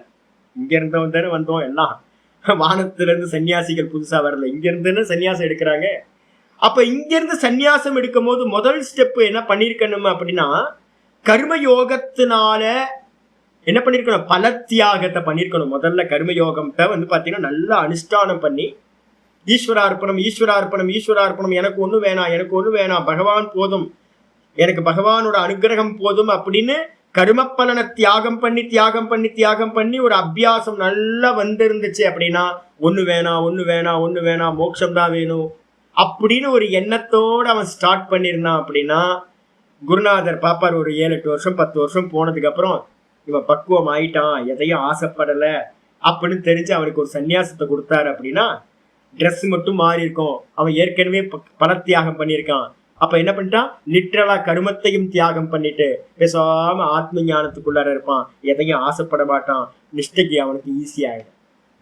அதே நேரத்துல யாரு அயோகத்தக, அதனால்தான் இந்த ஸ்லோகம் ரொம்ப முக்கியமா சொல்றாரு. அயோகத்தகன என்ன அர்த்தம்? துக்கமாப்தும் அயோகத்தக, யோகத்தக அயோகத்தக ஆப்போசிட். யோகம் இல்லாதவனுக்கு, அயோகத்தகனா யோகம் இல்லாதவனுக்கு, கர்ம பலனை தியாகம் பண்ணாம எவன் ஆசைப்பட்டுக்கிட்டே இருந்துட்டு திடீர்னு சந்நியாசத்தை எடுத்துக்கிறானோ அவனுக்கு அந்த சந்நியாசம் எதை கொடுக்கும் சுவாமி அப்படின்னு கேட்டீங்கன்னா, துக்கம் ஆப்தும். கர்மயோகத்தினால பல தியாகம் பண்ணி சமத்துவத்தை அடையாம ஒருத்தன் சந்நியாசத்தை எடுத்தான் அப்படின்னா அந்த சந்நியாசி ரொம்ப துக்கமா இருப்பான். சன்னியாசிகள் முகம்லாம் இறுகி போயிருக்கும், ரொம்ப ஃப்ரெஷ்ஷா இருக்க மாட்டாங்க. ஏன் அப்படின்னா உள்ளுக்குள்ளார வந்து ஆசைகள் இருக்கும், ஆனா வெளியில வந்து எதையா என்ன பண்ண முடியாது, எக்ஸிக்யூட் பண்ண முடியாது. உள்ளுக்குள்ளார ஆசை இருக்குல்ல, அப்ப முதல்லயே நீ என்ன பண்ணிருக்கணும்? சன்னியாசம் எடுக்காம அதை ஒழுங்கா அதை கிளியர் பண்ணிருக்கணும். இல்ல கிளியர் பண்ணாம என்ன பண்ணுவாங்க? ஆசைகளோட உள்ளுக்குள்ளார எல்லாத்தையும் வச்சு டேங்க் ஃபுல்லா வச்சுக்கிட்டு வெளியில பேருக்கு வந்து பாத்தீங்கன்னா சன்னியாசம் எடுத்துருவாங்க. ஒன்றும் பண்ண முடியாது. அதை உள்ளுக்குள்ளாரிய வெம்பி போய் மாம்பழம் வந்து பாத்தீங்கன்னா வெம்பி போய் அழுகி போற மாதிரி என்ன ஆயிடும்? வேஸ்டா போயிடும் சன்னியாசம். அப்ப துக்கத்தை கொடுக்கும். நிறைய சன்னியாசிகள், நல்ல சன்னியாசிகள், அற்புதமா இருக்கிறவங்க இருக்காங்க, ஆனா இப்படியும் இருக்காங்க, ரெண்டு பக்கம் இருக்காங்க. அதான் ஸ்லோகம் பண்ண வேண்டியிருக்கு. யாரெல்லாம் கர்மயோகத்தினால சமத்துவத்தை அடையாம ஈஸ்வரன் கொடுக்கிறார்னு பிரசாத புத்தி இல்லாம சன்னியாசத்தை எடுத்துட்டு கர்மத்தை தியாகம் பண்ணிட்டான், அவனுக்கு வந்து பாத்தீங்கன்னா துக்கம்தான் கிடைக்கும். அதே நேரத்தில் ஆப்போசிட் சொல்ற, யோக யுக்தோ முனி, எந்த முனிவன் வந்து பாத்தீங்க அப்படின்னா ஸ்டெப்ஸ் போறானோ, கர்ம யோகத்தினால ஈஸ்வரார்ப்பணம் பண்ணி பண்ணி பண்ணி பண்ணி மெதுவா வந்து பாத்தீங்கன்னா எது கிடைச்சாலும் பகவான் கொடுக்குறாருங்க, எனக்கு என்ன வந்துச்சு பகவான் கொடுக்குறாரு, நான் அதை ஸ்வீகாரம் பண்ணிக்கிறேன் அப்படின்னு எல்லாத்தையும் பிரசாத புத்தியோட கிரகணம் பண்ணிக்கிட்டே இருந்து சமநிலைய, சமத்துவம் யோக உச்சியத்தைன்னு சொல்லிக்கொள்ள, அந்த சமநிலையை ஒருத்தன் அடைஞ்சிருக்கான் அப்படின்னா யோக யுக்தா, அந்த சமநிலையோடு கூடினவன், கர்மயோகத்தினால சமநிலையை அடைஞ்சு அதோடு கூடினவனா இருக்கிற முனிவன். அப்படி ஒருத்தன் சந்நியாசம் எடுத்துக்கிற முனிவன் என்ன பண்ணுவான்? முனிவனானது மனநாத்து முனிகி, அகம் பிரம்மாஸ்மி அகம் பிரம்மாஸ்மின்னு ஒருத்தன் மனனம் பண்ணிக்கிட்டு இருக்கான்னு வச்சுங்க. அப்ப ஆசை இல்லாம கர்மயோகத்தை பண்ணி சமத்துவத்தை அடைஞ்சு ஒருத்தன் மனனத்துக்கு வந்தான் அப்படின்னா அந்த முனிவன் அந்த பிரம்மம்னு சொல்லக்கூடிய சர்வ கர்ம சந்நியாசத்தை, பிரம்மம்ன்றதுக்கு அர்த்தம் ஆத்ம ஞான நிஷ்டைக்கு சாதனமா இருக்கிற சர்வ கர்ம சந்நியாசம். அந்த சர்வ கர்மத்தையும் சந்நியாசம் பண்ற அந்த பிரம்மம்னு சொல்லக்கூடிய நிஷ்டையை என்ன பண்றான்? ந அச்சிரேனாதிகச்சதி. என்னது, ரொம்ப டைம்லாம் எடுக்காதுங்க, ரொம்ப சீக்கிரமா வந்து பாத்தீங்கன்னா அந்த பிரம்மத்தை அடைகின்றான். இந்த இடத்துல பிரம்மம்ன்றதுக்கு அர்த்தம் சர்வ கர்ம சந்நியாசம், பாரமார்த்திக சந்நியாசம்னு பேர், ஆத்மாவை அடைத. ஆசை இருந்துச்சு அப்படின்னா அந்த பிரம்மத்தை அடையவே முடியாது. நீங்க வந்து பாத்தீங்கன்னா ஏதாவது வேதாந்தம் படிச்சு கூட, நான் இப்ப நேரத்தை யோசிச்சு பார்த்துட்டு இருந்தேன் யார் யாரெல்லாம் கிராஸ் பண்ணி வந்தோன்னு. இந்த வேதாந்தத்தை அப்ளை பண்ணி நிறைய பேர் சம்பாதிச்சாங்க, நிறைய லேண்டை வாங்கி போட்டாங்க, நிறைய பெரிய பெரிய பில்டிங்கை கட்டிட்டு போட்டாங்க, நிறைய பேர் நேம் ஃபேம் எல்லாம் சம்பாதிச்சாங்க, ஊர் ஃபுல்லா சுத்துனாங்க. என்ன ஆகி போச்சு அப்படின்னா விட்டுட்டு போயிட்டாங்க. பாவமா இருக்கு. ஒவ்வொருத்தரும் போகும்போது அவ்வளோ சங்கல்பத்தை வச்சுட்டு போயிருக்காங்க. நான் யோசிச்சு பார்க்குறேன், ஐயோ அந்த சங்கல்பங்கள் திரும்ப திரும்ப என்ன பண்ணும், ஜென்மத்தை கொடுத்துக்கிட்டே இருக்குமே. நல்ல சான்ஸ் கிடைச்சி, சந்நியாசமும் கிடைச்சு, சாஸ்திரமும் கிடைச்சு, அதை வித்துட்டு போயிட்டாங்க. ஏன் வித்துட்டு போனாங்க அப்படின்னு கேட்டிங்கன்னா, எல்லாம் டாலருக்கு வித்தவங்க நிறைய பேர், நிறைய பேர் பைசாக்காக வித்தவங்க நிறைய பேர். என்ன ஆச்சு அப்படின்னு கேட்டா, கர்மயோகத்தை பண்ணல. கர்மயோகத்தை பண்ணியிருந்தானா திருப்தி வந்திருக்கும். போதும் போதும் போதும் போதும்ன்ற அந்த எண்ணத்தோட ஒரு சந்நியாசம் நடந்திருந்த அந்த வேதாந்தம் ரொம்ப நல்லா இருந்தது.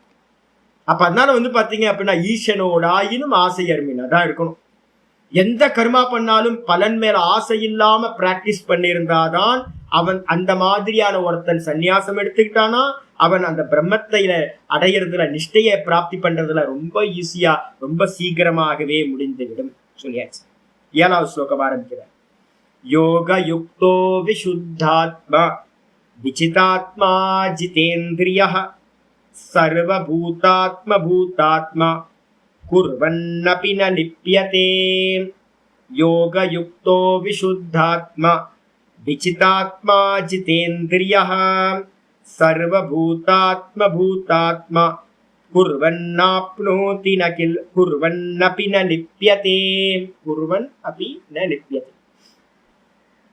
யோக யுக்தः கர்மயோகத்தை பிரைஸ் பண்றார். நல்லா தெரிஞ்சுங்க. இதை பைபாஸ் பண்ணிட்டு போனான்னு நீங்க நினைக்காதீங்க. தோத்து போனவங்க நிறைய பேர், மூக்கு அடிபட்டு போயிடும். 4 ஸ்டெப்பு ஜம்ப் பண்ணி ஏறலான்னு ஸ்டேர் கேஸ்ல ஏறினீங்க, மூக்கு அடிபட்டு போறோம், மண்டை அடிபட்டு ரத்த வலி, அவ்வளவுதான். அதனால வந்து பாத்தீங்கன்னா உங்களுக்கு இருக்கிற ஒரே சாய்ஸ் இப்ப இருக்கிறதுல, நம்ம வந்து பாத்தீங்கன்னா ஒரு 80 பேர் பாடம் படிக்கிறீங்கன்னா அது ஆல்மோஸ்ட் வந்து பாத்தீங்கன்னா கிரகஸ்தாசிரமத்துல இருக்கிறவங்க, சன்னியாசிகள் ரொம்ப கம்மி. அப்ப கிரகஸ்தாசிரமத்துல இருக்கிறவங்க வந்து, நான் கர்மயோகத்தை பண்ண மாட்டேன் சுவாமி, நான் புத்தி பூர்வமா ஞானத்தை நான் புரிஞ்சுக்கிறேன் அப்படின்னு நீங்க ட்ரை பண்ணி ஞானத்தை மட்டும் அடாப்ட் பண்றீங்க அப்படின்னா அது முடியவே முடியாது. நிஷ்டைய பிராப்தி பண்ணவே முடியாது. சப்தம் தெரிஞ்சுக்கலாம், சப்தத்தை வச்சுக்கிட்டு எதையாவது பேர் புகழ் ஏதாவது வாங்கிக்கலாம், எல்லா ஊர்ல வந்து ஒரு கிரெடிட் எடுத்துக்கிட்டு இருக்கலாம். ஆனா நிஷ்டைய மோட்சத்தை அடையவே முடியாது. அதுதான் இதை சொல்லுது. அப்ப கர்மயோகம் ரொம்ப ஸ்பெஷல். கர்மயோகம் இல்லாம உங்களுக்கு சமத்துவம் கிடைக்கவே கிடைக்காது. சமத்துவம் இல்லாம என்ன பண்ண முடியாது, நிஷ்டைய பிராப்தி பண்ண முடியாது. அப்ப அதனால வந்து பாத்தீங்கன்னா யோக யுக்தோ, யோகத்தோடு கூடினவன். யோகம் உள்ள வந்துருச்சுனாவே என்னது, சமத்துவம்னு அர்த்தம். சமத்துவம் வந்துருச்சுனாவே என்ன அர்த்தம், விசுத்தாத்மா. யோகத்தோடு கூடினவன், அவனுடைய அந்த கரணம் விசுத்தமாயிடுது. விசுத்தம்னு அர்த்தம் ரொம்ப ஸ்பெஷலா சுத்தமாயிடுது. என்ன சுத்தம், ராகத்வேஷம் தான் இந்த அந்த கரணத்துல பொல்யூஷன், அழுக்கு. இது வேணும் அது வேணும், இது வேணாம் அது வேணாம் அப்படின்னு நம்ம வந்து எல்லாத்தையும் என்ன பண்றோம், விருப்பு வெறுப்போட புதுசு புதுசா கர்மத்தை பண்ணிக்கிட்டே இருக்கோம். பாப்பத்தையும் புண்ணியத்தையும் சேர்த்துக்கிட்டே இருக்கிறோம். ஊர் ஃபுல்லா இருக்கிறவன் நல்லவெல்லாம் புண்ணியத்தை சேர்த்துக்கிட்டு இருக்கான், கெட்டவெல்லாம் பாப்பத்தை சேர்த்துக்கிட்டு இருக்கான். 2 பேரும் புண்ணிய பாப்பத்தை சேர்த்துக்கிட்டே இருக்காங்க. அப்ப என்ன ஆகும், ஜென்மம் கிடைச்சிக்கிட்டே இருக்கும். எப்ப நீங்க கர்மயோகத்தை பண்ணி வந்து பாத்தீங்கன்னா எல்லாத்திலயும் சமபுத்தியோடையும் எப்படி இருக்கணும், ந துவேஷ்டி ந காங்ஷதி. எப்படி இருக்கணும், எதையும் வெறுக்கவும் வெறுக்காம, எதையும் வந்து விரும்பவும் விரும்பாம, என்ன பிராப்தி ஆகுதோ அதை ஈஸ்வர புத்தியோட எடுத்துக்கிட்டு இருந்தீங்கன்னா சித்தம் எப்படி ஆயிடும், தெளிவாயிடும். பிரசாதம் கிடைச்சிடும். பகவான் வந்து பிரசாதம் கொடுப்பார்.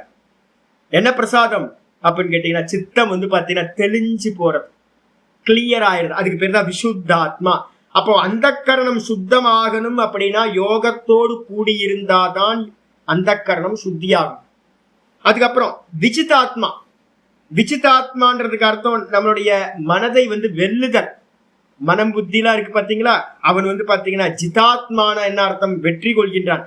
எவன் அந்த கரணம் சுத்தி உடையவனோ அவனுடைய அந்த கரணம் எந்த ஒரு ராகத்வேஷம் இல்லாம இருந்துச்சுன்னா இவனுக்கு அடங்கி இருக்கும். நம்ம சொல்றோம்ல மனசு அடங்கவே மாட்டேங்குது. அப்ப மனசு அடங்கவே மாட்டேங்குதுன்னா கர்மயோகம் பத்தல, ஈஸ்வர அர்ப்பணம் இன்னும் நமக்கு பத்தலைன்னு அர்த்தம். சித்தம் வந்து குவைட்டா இல்ல அப்படின்னா, நான் சொன்னதை கேட்க மாட்டேங்குது, அது பாட்டுக்கு ஏதோ பண்ணுது அப்படின்னா என்ன அர்த்தம், நம்ம கண்ட்ரோல்ல இல்லைன்னா என்ன அர்த்தம், நம்ம கர்மயோகத்தை இன்னும் மிச்சம் வச்சிருக்கோம். இன்னும் ஈஸ்வர அர்ப்பணமா எல்லாத்திலையும் ஈஸ்வர அர்ப்பணம் பண்ணிக்கிட்டே இருக்கணும். அப்போ எவன் யோகத்தோடு கூடி இந்த அந்த கரணத்துல இருக்க ராகத்வேஷங்கள் எல்லாத்தையும் கிளியர் பண்றானோ அவன் வந்து பாத்தீங்கன்னா விஜிதாத்மாவாகிறான். விஜிதாத்மான என்ன, ஜிதாத்மான என்ன அர்த்தம், அந்த கரணத்தை ஜெயிச்சவன், மனதை வென்றவனாகிறான். விசேஷ ரூபத்துல மனசு அந்த கரணம் வசம் ஆயிடுச்சு அப்படின்னா எக்ஸ்டர்னலா இருக்கக்கூடிய இந்திரியங்களும் அவனுக்கு என்ன ஆயிடுது, ஜிதேந்திரியன் ஆயிடுறான், இந்திரியங்களை வென்றவன் ஆகிறான். அப்ப கர்மயோகம் சாதாரண நினைச்சிடாதீங்க. அதாவது ஆச்சாரியர் என்ன சொல்றாரு, முன்னாடி ஒரு பாஷ்யத்துல பார்த்தோம், நம்ம அஷ்டாங்க யோகத்தினால என்ன கிடைக்குமோ, ஒரு சமாதி கிடைக்குமோ.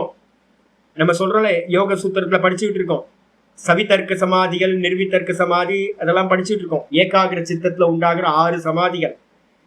இந்த சமாதிகள்ல வந்து நமக்கு என்ன சமத்துவம் சமாதி கிடைக்குதோ அது நீங்க வந்து பாத்தீங்கன்னா கர்மயோகத்தை பண்றதுனாலையும் அந்த சமத்துவ புத்தி கிடைச்சிடும். எந்த அளவுக்கு அதிகமா நீங்க கர்மயோகத்தை அப்ளை பண்றீங்களோ அந்த அளவுக்கு மனசு ரொம்ப ஸ்டெபிலிட்டி வந்துடும், ஸ்டேபிள் ஆயிடும் உங்களுக்கு. கர்மயோகம் பண்ணல அப்படின்னா, ராகத்வேஷம் இருக்கு அப்படின்னா மனசு அந்த ராகத்துக்கும் துவேஷத்துக்கு ஏத்த மாதிரி தாட்ஸ் வந்து பாத்தீங்கன்னா உண்டு பண்ணிக்கிட்டே இருக்கும். அதனால்தான் திரும்ப திரும்ப நம்ம சொல்லிக்கிட்டே இருக்கோம், ஒரு பக்கம் பொய்ன்னு சொல்றது, ஒரு பக்கம் அது ஞானம். பொய்ன்னு சொல்லிட்டே வந்தோம்னா அது ஞானம்.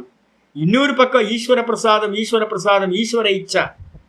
எது நடந்தாலும் ஈஸ்வர இச்சா அப்படின்னு பகவான் இச்சப்படுறாரு, நடக்குது. நமக்கு என்ன, உலகத்துல இதோ நடந்துகிட்டு இருக்கு, பகவான் இச்சை இல்லாம இது ஏதாவது நடக்குமா அப்படின்ட்டு வந்து பாத்தீங்கன்னா பகவான் மேல தூக்கி போட்டீங்கன்னா மனசாந்தி கிடைக்கும். 24 மணி நேரமும் எல்லா காரியத்தையும் நீங்க அப்படி பண்ணும் போது ஒரு யோகி, அஷ்டாங்க யோகத்துல போற யோகி ஒருத்தன் சமாதியில எந்த சமத்துவத்தை அடைகிறானோ அதே சமத்துவத்தை வந்து பாத்தீங்கன்னா ஒரு கர்ம யோகியும் அடைய முடியும். ரொம்ப கிளியரா பண்ணினீங்கன்னா போதும். அப்ப கர்மயோகி என்ன ஆகுறான், முதல்ல வந்து பாத்தீங்கன்னா அந்த கரணம் ராகத்வேஷம் சுத்தி ஆகுது, விசுத்தாத்மாவாகிறான்.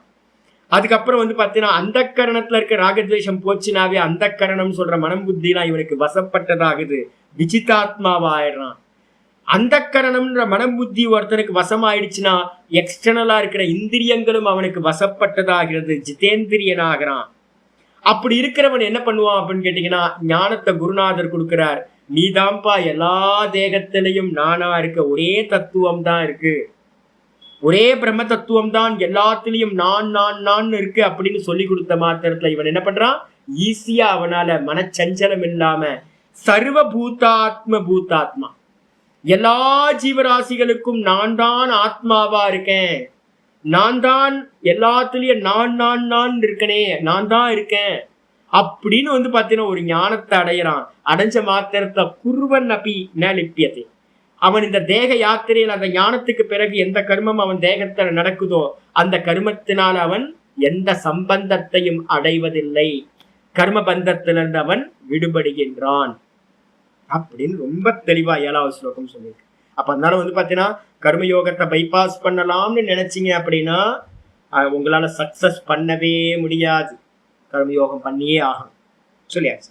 இதுக்கப்புறம் ஆச்சாரியார் ஞானத்தை அடைஞ்சவன் எப்படி சிந்திப்பான் சொல்ற, ஞானத்தை அடைஞ்சவன் எப்படி சிந்திப்பான். 8வது ஸ்லோகம், நைவ கிஞ்சித் கரோமீதி யுக்தோ மன்யேத தத்வவித், நைவ கிஞ்சித் கரோமீதி யுக்தோ மன்யேத தத்வவித், பஷ்யன் ஸ்ருண்வன் ஸ்பிருஷன் ஜிக்ரன் அஷ்ணன் கச்சன் ஸ்வபன் ஸ்வசன், நைவ கிஞ்சித் கரோமீதி யுக்தோ மன்யேத தத்வவித், பஷ்யன் ஸ்ருண்வன் ஸ்பிருஷன் ஜிஹ்ரன் அஷ்ணன் கச்சன் ஸ்வபன் ஸ்வசன்.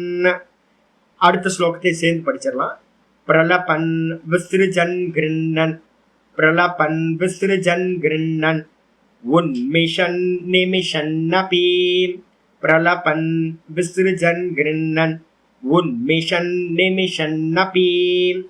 இந்திரியானீந்திரியார்த்தேஷு, இந்திரியானீந்திரியார்த்தேஷு வர்த்தந்த இதி தாரயன், வர்த்தந்த இதி தாரயன். அற்புதமான ஸ்லோகம். 2 ஸ்லோகத்தையும் ஒன்னா படிக்கணும். ஒரு தத்துவத்தை அறிந்தவன் முதல்ல கர்ம பல தியாகம் பண்ணிட்டான்.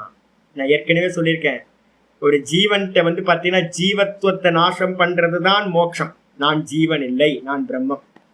இந்த ஜீவனுக்கு வந்து பார்த்தீங்கன்னா 2 ரெக்கைகள் இருக்கு. பக்ஷி, நம்மலாம் பக்ஷி, 2 ரெக்கைகள் இருக்கு. இந்த ஜீவன்ற அந்த பாடிக்கு 2 ரெக்கைகள். என்னது? ஒன்று வந்து பார்த்தீங்கன்னா கர்த்திருத்துவம், ஒரு விங்கு. இன்னொன்று வந்து பார்த்தீங்கன்னா போக்திருத்துவம். இந்த 2 கர்த்திருத்துவத்தையும் போக்திருத்துவத்தையும் வச்சுக்கிட்டு தான் இந்த கிளி வந்து பார்த்தீங்கன்னா ஜீவன் அப்படின்ற அந்த பக்ஷி என்ன பண்ணிட்டு இருக்கு? ஒவ்வொரு தேகத்துக்கும் புது புது புது தேகத்தை எடுத்துட்டு போயிட்டே இருக்கு. இது பறக்கிறத கட் பண்ணணும்னா என்ன பண்ணணும்? அந்த கர்த்திருத்துவத்தை கட் பண்ணிட்டீங்க அப்படின்னா போக்திருத்துவம் ஒத்த ரெக்கையை வச்சுட்டு போக முடியாது. கர்த்திருத்துவத்தை வந்து பிரேக் பண்ண, நான் கர்த்தா இல்லை, இதான் ஞானம். அப்ப நான் கர்த்தா இல்லைன்னு வந்து பாத்தீங்கன்னா கர்மத்தை தியாகம் பண்றது, கர்த்திருத்துவத்தை தியாகம் பண்றது. அப்ப 3 ஸ்டெப் நம்ம போகணும். என்ன 3 ஸ்டெப் அப்படின்னா, முதல்ல கர்ம பல தியாகம், கர்மத்தை பண்ணிக்கிட்டே கர்ம பல தியாகம். 2வது வந்து பாத்தீங்கன்னா ஏற்கனவே நான் 4வது அத்தியாயத்துல சொல்லியிருக்கேன். என்ன சொல்லியிருக்கேன் அப்படின்னா 4:8 4:9 3:8 3:9 3:19 3:30 4 ஸ்லோகங்கள் ரொம்ப நல்லா ஞாபகம் வச்சுக்கணும். முதல்ல கர்மத்தை பண்ணணும். 2வது வந்து பாத்தீங்கன்னா அதை யஜ்யமா பண்ணணும். யஜ்யம்னு அர்த்தம் கர்ம பலனை தியாகம் பண்ணிட்டு பண்றது. கர்மத்தை பண்ணுவோம், ஆனா பாதி பலனை மட்டும் தியாகம் பண்ணிடுறோம். அதுக்கு அடுத்த ஸ்டெப் வந்து பாத்தீங்கன்னா நான் பண்ணல, ஈஸ்வரன் பண்றாரு அப்படின்னு என்னை வந்து பாத்தீங்கன்னா ஒரு நிமித்தமா வச்சுட்டு பகவான் பண்றாரு, நான் ஸ்லேவ் அப்படின்னு அவரிடத்துல கர்மத்தை வந்து பாத்தீங்கன்னா அவர் பண்றாருன்னு அவர் மேல போட்டுடுறாரு. 3வது ஸ்டெப் கர்மம். அது அப்புறம் கர்மத்தை யஜ்யமா பண்றது, கர்மயோகமா பண்றது. பல தியாகம் தான் நடந்திருக்கு கர்மயோகத்துல. அதுக்கு அடுத்த ஸ்டெப் வரும்போது நான் பண்ணல, ஈஸ்வரன் பண்ண வைக்கிறார், உள்ள இருந்து அவர் தான் எல்லாத்தையும் பண்ண வைக்கிறார் அப்படின்னு கர்மத்தையே தூக்கி அவர் மேல போட்டுடுறது. நான் வெறும் நிமித்த மாத்திரம், ஸ்லேவ் அப்படின்னு நினைக்கிறது. இதுக்கப்புறம் குருநாதர்கிட்ட இருந்து வரும்போது தான் தெரியுது, நானும் கர்மத்தை பண்ணல, பகவானும் கர்மத்தை பண்ணல. அப்ப யார் பண்றா? 4வது அத்தியாயத்துல வந்து பாத்தீங்கன்னா ஆச்சாரிய சொன்னார், சாதுர்வர்ணியம் மயா சிருஷ்டம் குணகர்ம விபாகசக. நான் 4 வர்ணங்களை நான் தான் படைத்தேன். இந்த சிருஷ்டியை, வர்ணாசிரம தர்மத்தை உடைய இந்த சிருஷ்டியை நான் தான் படைத்தேன் அப்படின்னு சொல்லிட்டு 2வது லைன் சொல்றாரு, தஸ்ய கர்த்தாரம் அபிமாம் வித்தி அகர்த்தாரம் அவ்யயம். அவர் சொல்றாரு, நான் இதை எல்லாத்தையும் நான் படைத்தவனாக இருந்தாலும் என்னை நீ எப்படி தெரிஞ்சுக்கணும்? நான் அகர்த்தா என்று என்னை அறிய வேண்டும். நான் அவ்யயம், எந்த ஒரு விகாரமும் இல்லாம ஒரே ரூபத்தில் இருக்கிற பிரம்ம தத்துவம் என்று என்னை அறிய வேண்டும் அப்படின்ற. அப்ப பகவானும் வந்து பாத்தீங்கன்னா வாஸ்தவத்துல பண்ணல. பகவானும், நானும் கர்மம் பண்ணல, பகவானும் கர்மம் பண்ணல. அப்ப பாருங்க என்ன ஸ்டெப்ஸ் பாருங்களேன். கர்ம பலன் தியாகம் பண்றோம் முதல்ல, அதுக்கு அடுத்து கர்மத்தை தூக்கி பகவான் மேல போடுறோம், அதுக்கப்புறம் பகவானும் கர்மம் பண்ணல அப்படின்னு எல்லாத்தையும் எடுத்து விட்டுறோம். அப்ப நானும் பண்ணல, பகவானும் பண்ணல, அப்ப யாருப்பா பண்றா அப்படின்னு கேட்டீங்கன்னா அங்க முக்கியமானது சொல்றோம். நம்ம 3:27-28 ஒரு ரெஃபரன்ஸ் எடுத்துக்கணும். 3:27-28 சொல்லுது, பிரகிருதே கிரியமானானி குணை கர்மாணி சர்வசக அகங்கார மூடாத்மா கர்த்தா அகமிதி மன்யதே. எல்லாத்தையும் பண்றது யாரு? இந்த மாயா, இந்த நான் அப்படின்ற பிரம்மத்துக்கு மேல இருக்கிற மாயா தத்துவம், திரிகுணம். இந்த 3 குணங்களோடு இருக்கிற அந்த திரிகுண மாயா என்ன பண்ணுது அப்படின்னு கேட்டீங்கன்னா எல்லா கர்மத்தையும் பண்ணுது. எல்லா கர்மத்தையும் எப்படி பண்ணுது அப்படின்னு கேட்டீங்கன்னா இங்க சொல்றாரு ஆச்சாரியா, என்னன்னு கேட்டா பஷ்யன், நான் கண்ணால பார்க்கிறேன்ல, இந்த பார்த்தல், ஸ்ருண்வன், இந்த பார்த்துக்கிட்டு இருக்கும் போது ஞானி என்ன பண்றான்? பார்த்துக்கிட்டு இருக்கும் போதும், ஸ்ருண்வன் கேட்டுக்கிட்டு இருக்கும் போதும், ஸ்பிரிஷன் டச் பண்ணிக்கிட்டு இருக்கும் போதும், ஜிஹ்ரன் ஸ்மெல் பண்ணிக்கிட்டு இருக்கும் போதும், அஷ்ணன் சாப்பிட்டுக்கிட்டு இருக்கும் போதும், கச்சன் நடந்து போயிட்டு இருக்கும் போதும், ஸ்வபன் தூங்கிக்கிட்டு இருக்கும் போதும், ஸ்வஷன் நல்ல சுவாசம் பண்ணிக்கிட்டு இருக்கும் போதும், பிரலபன் பேசிக்கிட்டு இருக்கும் போதும், விசிருஜன் நல்ல மலமூத்திரத்தை தியாகம் பண்ணிக்கிட்டு இருக்கும் போதும், கிருண்ணன் கையினால எதையாவது எடுத்துக்கிட்டு இருக்கும் போதும், உன்மிஷன் கண்ணை பாத்தீங்கன்னா துறக்கும் போதும், நிமிஷன் கண்ணை மூடும் போதும், இந்த எல்லா காரியங்கள்லையும் என்ன நினைக்கிறான் தத்துவத்தை அறிந்தவன்? இந்திரியாணி இந்திரியார்த்தேஷு வர்த்தந்த. இந்திரியங்கள் திரிகுணாத்மிகா மாயையினால உண்டு பண்ணப்பட்டது. இந்திரியங்கள் தேகம், மனசு, புத்தி எல்லாம் இந்த மொத்தமும் பாத்தீங்கன்னா இந்திரியங்கள் எல்லாம் இந்த தேகம் மொத்தமும் திரிகுணாத்மிகா மாயையினால உண்டு பண்ணப்பட்டது. வெளியில இருக்கிற விஷயங்கள் இந்த லோகம் ஜெகத்து அதுவும் திரிகுணாத்மிகா மாயையினால உண்டு பண்ணப்பட்டது. இந்த 3 குணங்கள் இதுக்கு ஏத்த மாதிரி என்ன பண்ணுதுன்னா குணங்கள் காரியம் பண்ணுது. வெளியில இருக்கிற விஷயங்களோடு என்னாவது இணையுது. இந்திரியாணி இந்திரியார்த்தேஷு, இந்திரியங்கள் மனசு புத்தி எல்லாம் இந்திரியங்களோட விஷயங்கள்ல இயங்குகின்றன. கண்ணு ரூபத்தை பாக்குது, காது சப்தத்தை கேக்குது. காதும் மாயையினால உண்டு பண்ணப்பட்டது. காதுக்கு விஷயமா இருக்கிற சப்தமும் மாயை. கண்ணு மாயையினால திரிகுணாத்மிகா மாயினால உண்டு பண்ணப்பட்டது. வெளியில இருக்கிற ரூபம் மாயையினால. இதே மாதிரி எல்லா விஷயங்களும் வெளியில இருக்கிறதும் அதை கிரகணம் பண்ணக்கூடிய இந்திரியங்களும் மனசும் புத்தியும் எல்லாம் மாயையோடது. மாயை மாயையில் இயங்குகின்றது. அப்படின்னு பாத்தீங்கன்னா எல்லா கருமத்தையும் யார் பண்றா? 3வது அத்தியாயத்துல பிரகிருதே கிரியமானானி குணை கருமானி சர்வசம். பிரகிருதி 3 குணங்கள், பிரகிருதியோட 3 குணங்கள் தான் எல்லா கருமத்தையும் பண்ணுகின்றன. அப்ப பார்த்துக்கிட்டு இருக்கும்போது பேசிக்கிட்டு இருக்கும்போது இப்ப நான் உங்கள்கிட்ட பேசிக்கிட்டு இருக்கேன், வரும்போதே நான் இதுதான் திரும்ப திரும்ப சிந்தனை பண்ணிட்டு இருக்கேன். ஒவ்வொரு காரியத்தை பண்ணும் போதும் நான் என்ன பண்ணுவேன்? நடந்துகிட்டு இருக்கு நான் பண்ண நடந்துகிட்டு இருக்கு. பார்த்துக்கிட்டு கண்ணு பார்த்துக்கிட்டு இருக்கு, நான் அதை பார்க்கிறேன். காது கேட்டுக்கிட்டு இருக்கு, நான் அதை பார்க்கிறேன். அப்ப தத்துவ வித்தை 3:28 பாத்தீங்கன்னா தெரியும். 27க்கு அப்புறம் 28 தத்துவவித்து மகாபாகோ குண கர்ம விபாகையோ. தத்துவத்தை அறிந்தவன் என்ன பண்றான் அப்படின்னா குணத்தையும் கருமத்தையும் பிரித்து பார்க்கிறான். நான் பண்ணல, இதெல்லாம் குணங்கள் பண்ணுகிறது அப்படின்னு. தத்துவவித்து மகாபாகோ குணகர்ம விபாகயோகோ குணா குணேஷு வர்த்தந்த இதிமத்வான சஜ்ஜதே. குணங்கள் குணங்களில் இயங்குகின்றன. 3 குணங்களாலான இந்த தேகாதிகள்ல இருக்க இந்திரிய மனசு புத்தி எல்லாம் வெளியில இருக்கக்கூடிய 3 குணங்கள்ல பாத்தீங்கன்னா ஈடுபடுகின்றன. ஒன்னோட ஒண்ணு சம்பந்தப்பட்டு காரியம் நடந்துகிட்டு இருக்கு.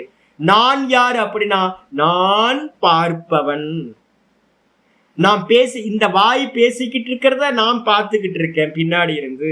இந்த மனசு சிந்திக்கிறத நான் பார்த்துக்கிட்டு இருக்கேன். கண்ணு எமைக்கிறத நான் பார்க்கிறேன். சுவாசம் போறத நான் பார்க்கிறேன். காது கேட்கறத நான் பார்க்கிறேன். ஸ்மெல் பண்றத நான் பார்க்கிறேன். எல்லாத்தையும் நான் பார்க்கிறேன். நான் எங்க கேனோபனிஷத் மந்திரம் சொல்லுது, ஸ்ரோத்ரஸ்ய ஸ்ரோத்ரம் மனசோ மனோயது வாச்சோக வாச்சம் சவுப்ராணஸ்ய பிராணக. கண்ணுக்கு கண்ணா நான் இருக்கேன், கண்ணை பார்க்கிறவனா. காதுக்கு காதா நான் இருக்கேன், காதுக்கு பின்னாடி காது கேட்கிற சப்தங்கள் எல்லாத்தையும் நான் தான் கிரகணம் பண்றேன், பார்க்கிறேன். மூக்குக்கு மூக்கா நான் மூக்கு ஸ்மெல் பண்றது எல்லாத்தையும் பார்க்கிறேன். நாக்கோட டேஸ்ட் பண்ற நாக்கை நான் பார்க்கிறேன். புத்தி அறியறத நான் பார்க்கிறேன். மனசு சிந்திக்கிறத நான் பார்க்கிறேன். எல்லாத்தையும் நான் பார்க்கிறவன். எனக்கும் இந்த கர்மங்களுக்கும் எந்த சம்பந்தமும் இல்லை அப்படின்னு பாத்தீங்கன்னா நஏவ கிஞ்சித் கரோமிதி முதல் லைனுக்கு வந்துருக்கு. நான் எந்த ஒன்றையும் செய்யவில்லை, நான் எந்த ஒன்றும் பண்ணல அப்படின்னு யுக்தோ மன்யேத தத்துவவித்து. தத்துவவித்து யுக்தக தத்துவவித்து மன்யத. சமநிலை அடைஞ்சிருந்தான்னு வச்சுங்க, சுவாமி என்னால பார்க்க முடியலையே சாமி, அதுக்குதான் சமநிலை வேணும். ஒரு 2 நிமிஷம் காரியத்தை நம்மளால ஆப்ஜெக்ட் பண்ண முடியலையே சுவாமி, ஏன் பண்ண முடியல அப்படின்னு கேட்டீங்கன்னா உங்க மனசு பாத்தீங்கன்னா ராகத்வேஷத்தோட இருக்கு, நல்ல ரஜோகுணத்தோட இருக்கு. ரஜோகுணத்தோடையும் தமோ குணத்தோடையும் இருக்கிற மனசுனால நம்ம காரியங்கள் பண்ணிட்டு இருக்கிறத ஆப்ஜெக்ட் பண்ண முடியல. அப்ப அந்த ராகத்வேஷத்தை பாத்தீங்கன்னா கம்மி பண்ணணும்னா, ரஜோகுணத்தை கம்மி பண்ணணும்னா என்ன வேணும்? ராகத்வேஷத்தை விடணும்.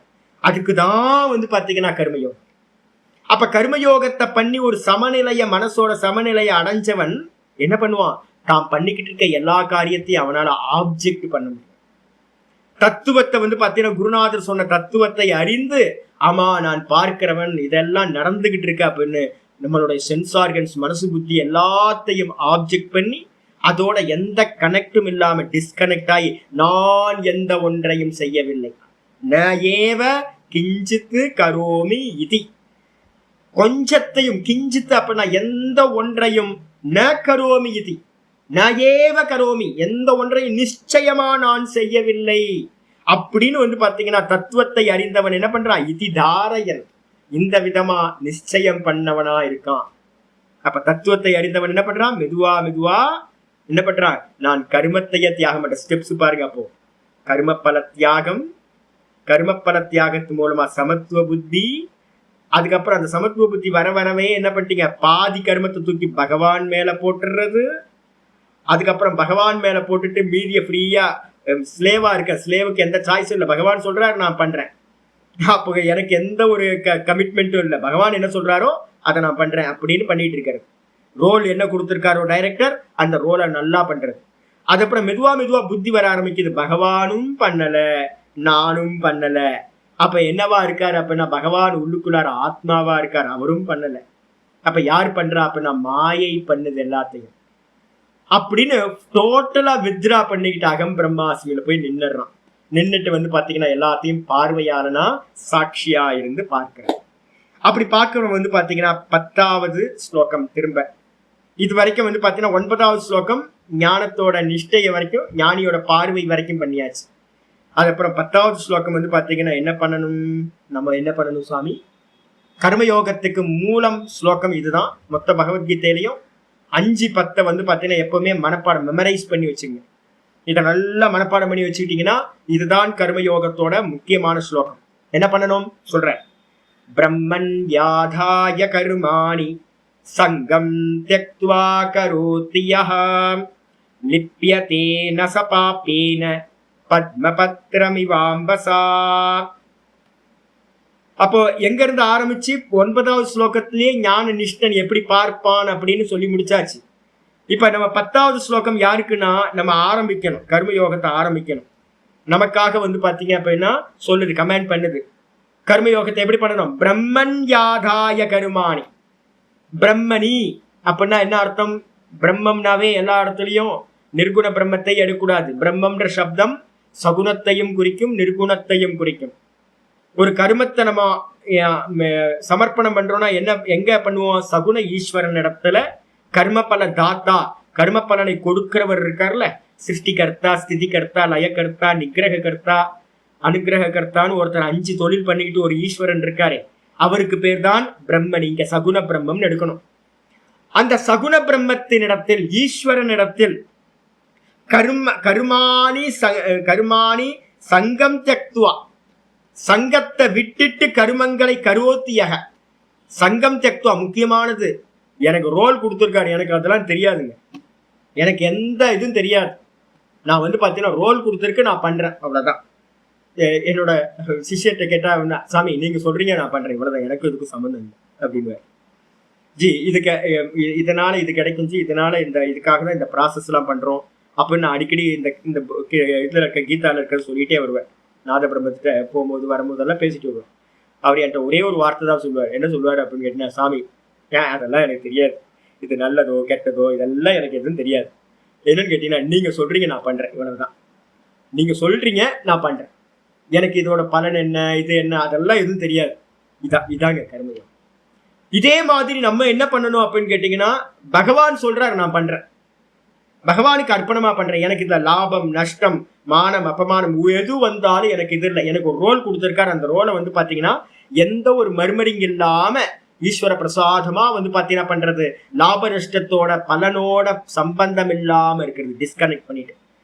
அப்ப எவன் வந்து பாத்தீங்கன்னா பிரம்மத்தின் இடத்துல சகுன ஈஸ்வரன் இடத்துல கர்மத்தை எல்லாத்தையும் தியாகம் பண்ணிட்டு, பிரம்மணி ஆதாயன்றதுக்கு அர்த்தம் சமர்ப்பணம் பண்ணிட்டு, சங்கம் தியக்துவா, சங்கம்ன்றதுக்கு அர்த்தம் பற்றுதல், விருப்பு வெறுப்பு.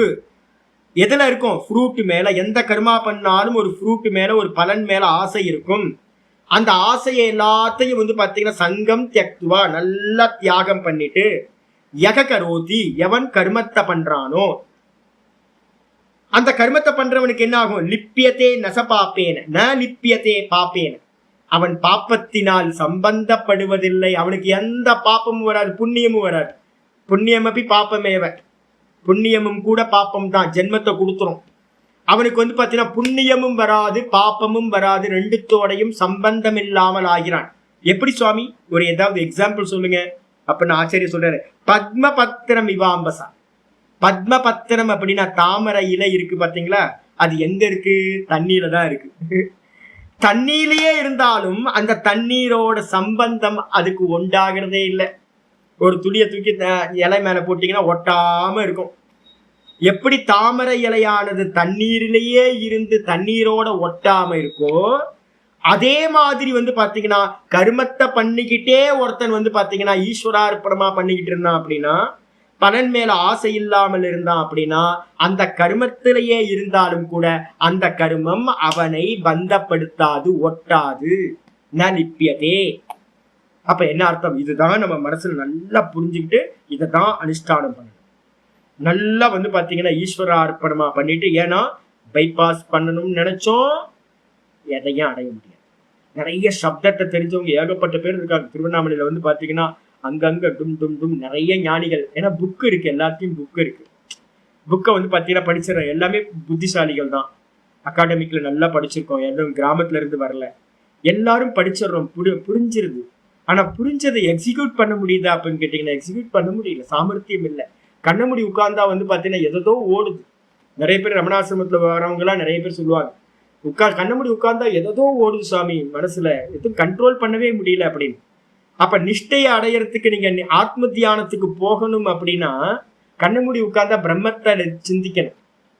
க்ஷணை க்ஷணை ரூபரமே புத்தியா திருத்தி கிரகீத்தையா ஆத்ம சம்ஸ்தம் மன கிருத்வான கிஞ்சித் அப்படி சிந்தைய 6:25 சொல்ல போற.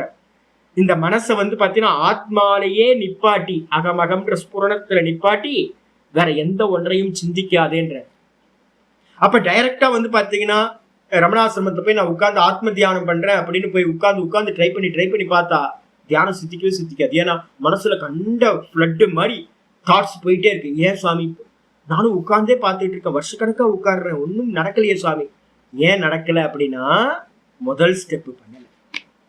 இந்த கர்மயோகத்தை ஒருத்தன் பண்ணி சமத்துவத்தை அடைஞ்சிட்டு ஞானத்தை அடைஞ்சு ஞான நிஷ்டைக்கு போய் உட்கார்ந்து இருந்தான் அப்படின்னா அவனுக்கு வந்து பாத்தீங்கன்னா சுகமா வந்து பாத்தீங்கன்னா, அதான் இங்க ஆச்சரிய சொல்றாருல, பிரம்ம லட்சிரேனாதி கச்சத்தின்னு ஒரு வார்த்தை சொன்னார், சுகம் பந்தாத் பிரமுச்சியத்தேன்னு ஒரு வார்த்தை சொன்னார். கர்மயோகத்தை பண்ணிட்டு ரமணாசிரமத்துல போய் ஒருத்தன் கண்ணமுடி உட்கார்ந்து இருந்தானா எந்த இதுவும் இல்லாம அழகா அவனால ஆத்ம சிந்தனை பண்ண முடியும். வெறும் புஸ்தகத்தை படிச்சுட்டு கர்மயோகம் பண்ணாம, வெறும் புஸ்தகத்தை படிச்சுட்டு நான் வந்து பாத்தீங்கன்னா ஒரு சின்ன ஒரு நயா பைசா கூட மற்றவங்களுக்கு கொடுக்காம நானே ரொம்ப செல்ஃபிஷா இருந்துகிட்டு கர்ம பலன்லயே ஆசைப்பட்டு விருப்பு வெறுப்போடையே இருந்துகிட்டு புக்கை படிச்சு நாலேஜோட நானும் பிரம்மத்தை அடைஞ்சிடலான்னு ஒருத்தர் ட்ரை பண்றாரு அப்படின்னா அவரால் கண்டிப்பா ஞான நிஷ்டையை பிராப்தி பண்ணவே முடியாது. அப்போ வந்து பாத்தீங்கன்னா 10வது ஸ்லோகத்துல சொல்லுது, கர்மயோகம் பண்ணியே ஆகணும், புண்ணிய பாப்பத்தோட சம்பந்தப்படாம இருக்கணும்னா அப்படின்னு முடியுது. மீதியை நம்ம நாளைக்கு பார்க்கலாம். ஓம் பூர்ணமத பூர்ணமிதம் பூர்ணாத் பூர்ணமுதச்யதே பூர்ணஸ்ய பூர்ணமாதாய பூர்ணமேவாவசிஷ்யதே. ஓம் சாந்தி சாந்தி சாந்தி. ஹரி ஓம் ஸ்ரீ குருभ्यो நமः. ஹரி ஓம். கீதா சாஸ்திரமிதம் புண்ணியம் யः படேத் பிரயதः புமான் விஷ்ணோ பதமவாப்னோதி பயசோகாதிவர்ஜிதः. கீதாத்யஜனசீலஸ்ய பிராணாயாம பரஸ்ய ச நைவ சந்தேஹி பாபானி பூர்வஜன்ம கிருதானி ச மலநிர்மோச்சனம் பும்சாம் ஜலஸ்நானம் தினே தினே சக்ருத் கீதாம்பசி ஸ்நானம் சம்சாரமலநாசனம். கீதாசு கீதா கர்த்தவ்யா கிமன்யை சாஸ்திர விஸ்தரைஹி யா ஸ்வயம் பத்மநாபஸ்ய முகபத்மாத் வினிஸ்ருதாம் பாரதாமிருத சர்வஸ்வம் விஷ்ணோ வக்ராத் வினிஸ்ருதம். கீதா கங்கோதகம் பீத்வா புனர்ஜன்மன வித்யதே. சர்வோபனிஷதோ காவஹ துக்தா கோபாலநந்தனः பார்த்தோ வத்சசுதீர்போக்தா துக்தம் கீதாமிருதம் மகத். ஏகம் சாஸ்திரம் தேவகீ புத்திர கீதம் ஏகோ தேவோ தேவகீ புத்திர ஏவ. ஏகோ மந்திரஸ்தஸ்ய நாமானி யானி कर्माप्येकं तस्य देवस्य सेवा इति श्रीमद्भगवद्गीतामाहात्म्यं सम्पूर्णम्। ओम श्रीकृष्णाय परमात्मने नमः। श्रीकृष्ण कृष्ण कृष्ण कायेन वाचा मनसेन्द्रियैर्वा बुद्ध्यात्मना वा प्रकृतिर्स्वभावात् करोमि यत् सकलं परस्मै नारायणायेति समर्पयामि। ओम तत्सत् इति परब्रह्मार्पणमस्तु।